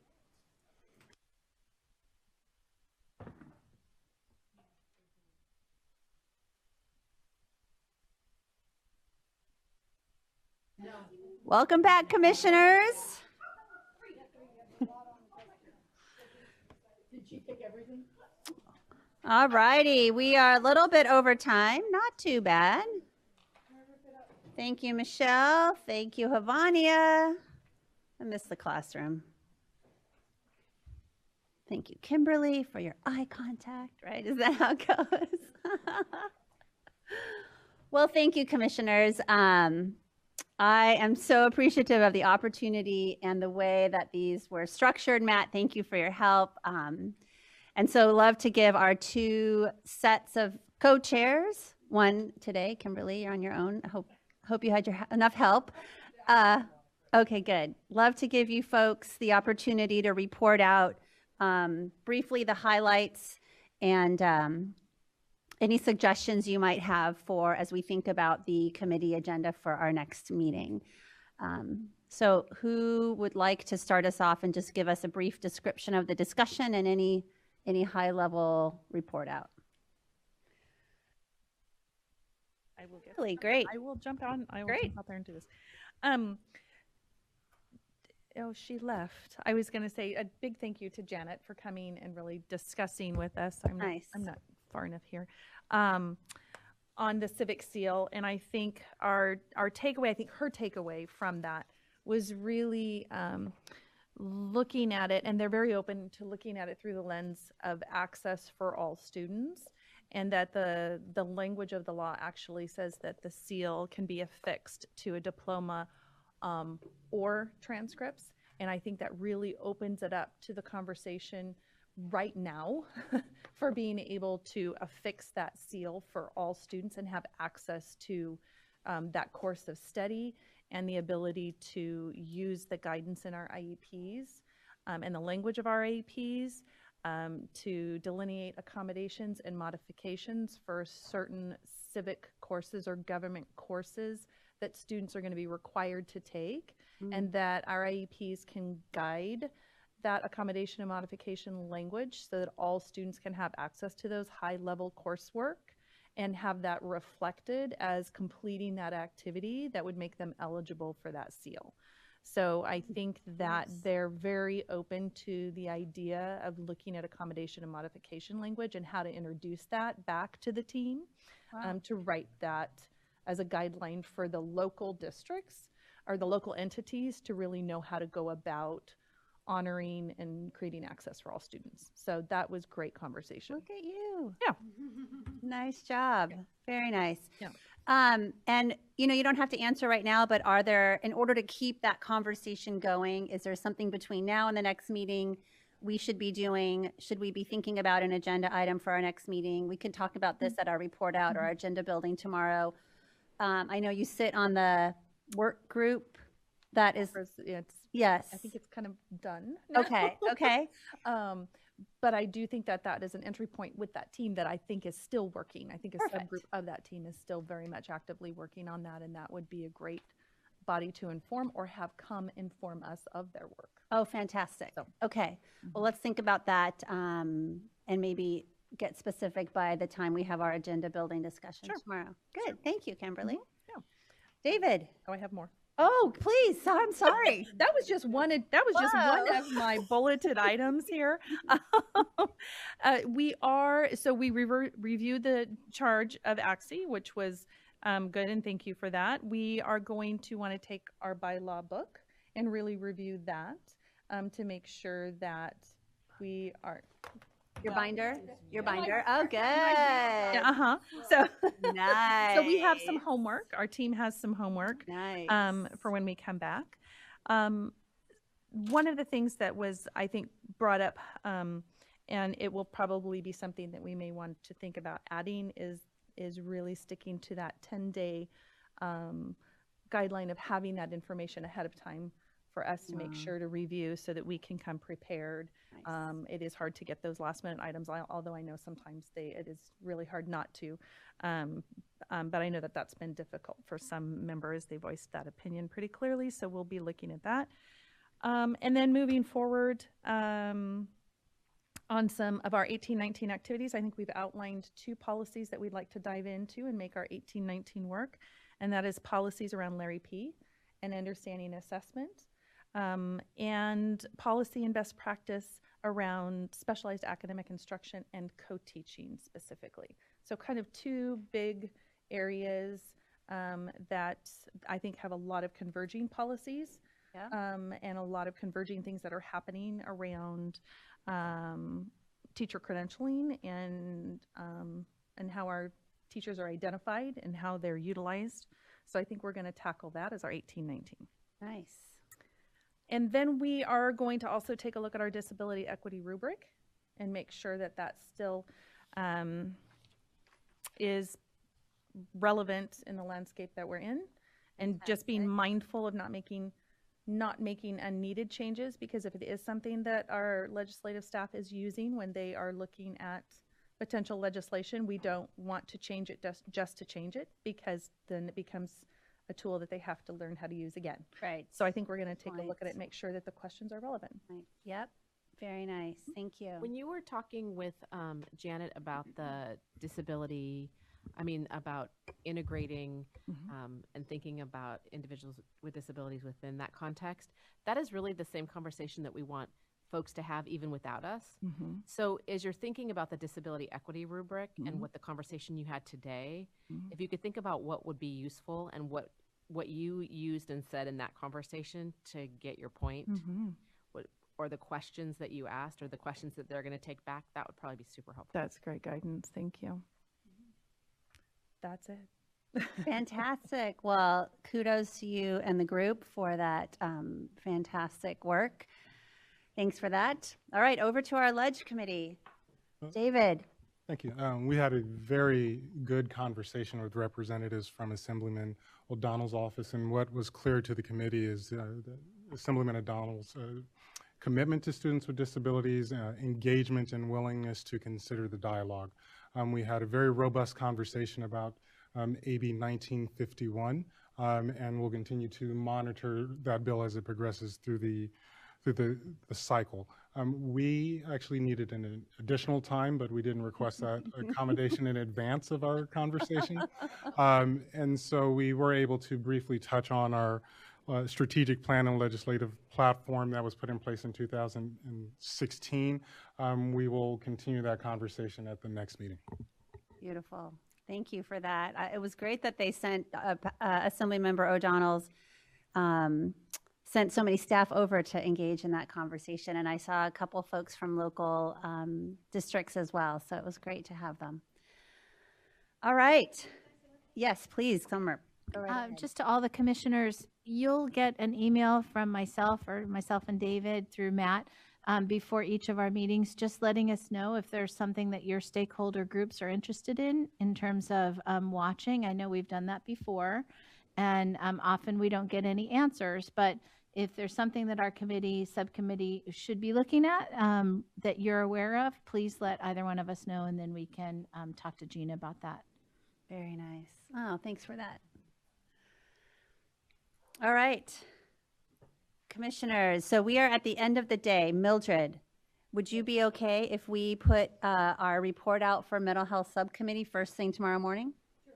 Okay, thank you. I appreciate your flexibility. All right, so with that, commissioners, you did great work today. We had a lot of work. We had a great field trip. Thank you, Kristen and Matt, for that. And thank you, Dr. Sandoval and Layla, for joining us for the for the day. We appreciate your involvement. And I think that there's, thank you. That is because it's sitting in my inbox waiting for the thumbs up. And then it'll go out. So thanks, Matt, for putting that together. I will do that when I reconnect to the internet shortly, and you'll get that tonight. All right, and with that, I will see you back. Oh, Barbara. My question is there going to be an explanation of the Survey Monkey so that the people who aren't here will understand what they're voting for? Are you just sending out a Survey Monkey, or is there going to be an email that goes along with it so they know what they're voting on? We will make sure that it is clear, and you will let me know first thing in the morning if it's not. Well, no, I just thought when she said it, I thought it's a really great point. Great point. Yep, I think that's a great point. Yes, David. Quick clarification for the public, not an official vote. We're just getting some availability information around scheduling a future meeting or activity. Very, very helpful. Thank you. I read the Bankley Keene thing. Yeah. It takes a village. All right. Well, with that, commissioners, enjoy your evening. We will meet back here at 9 o'clock in the morning and have another action-packed and fun day. So have a great night.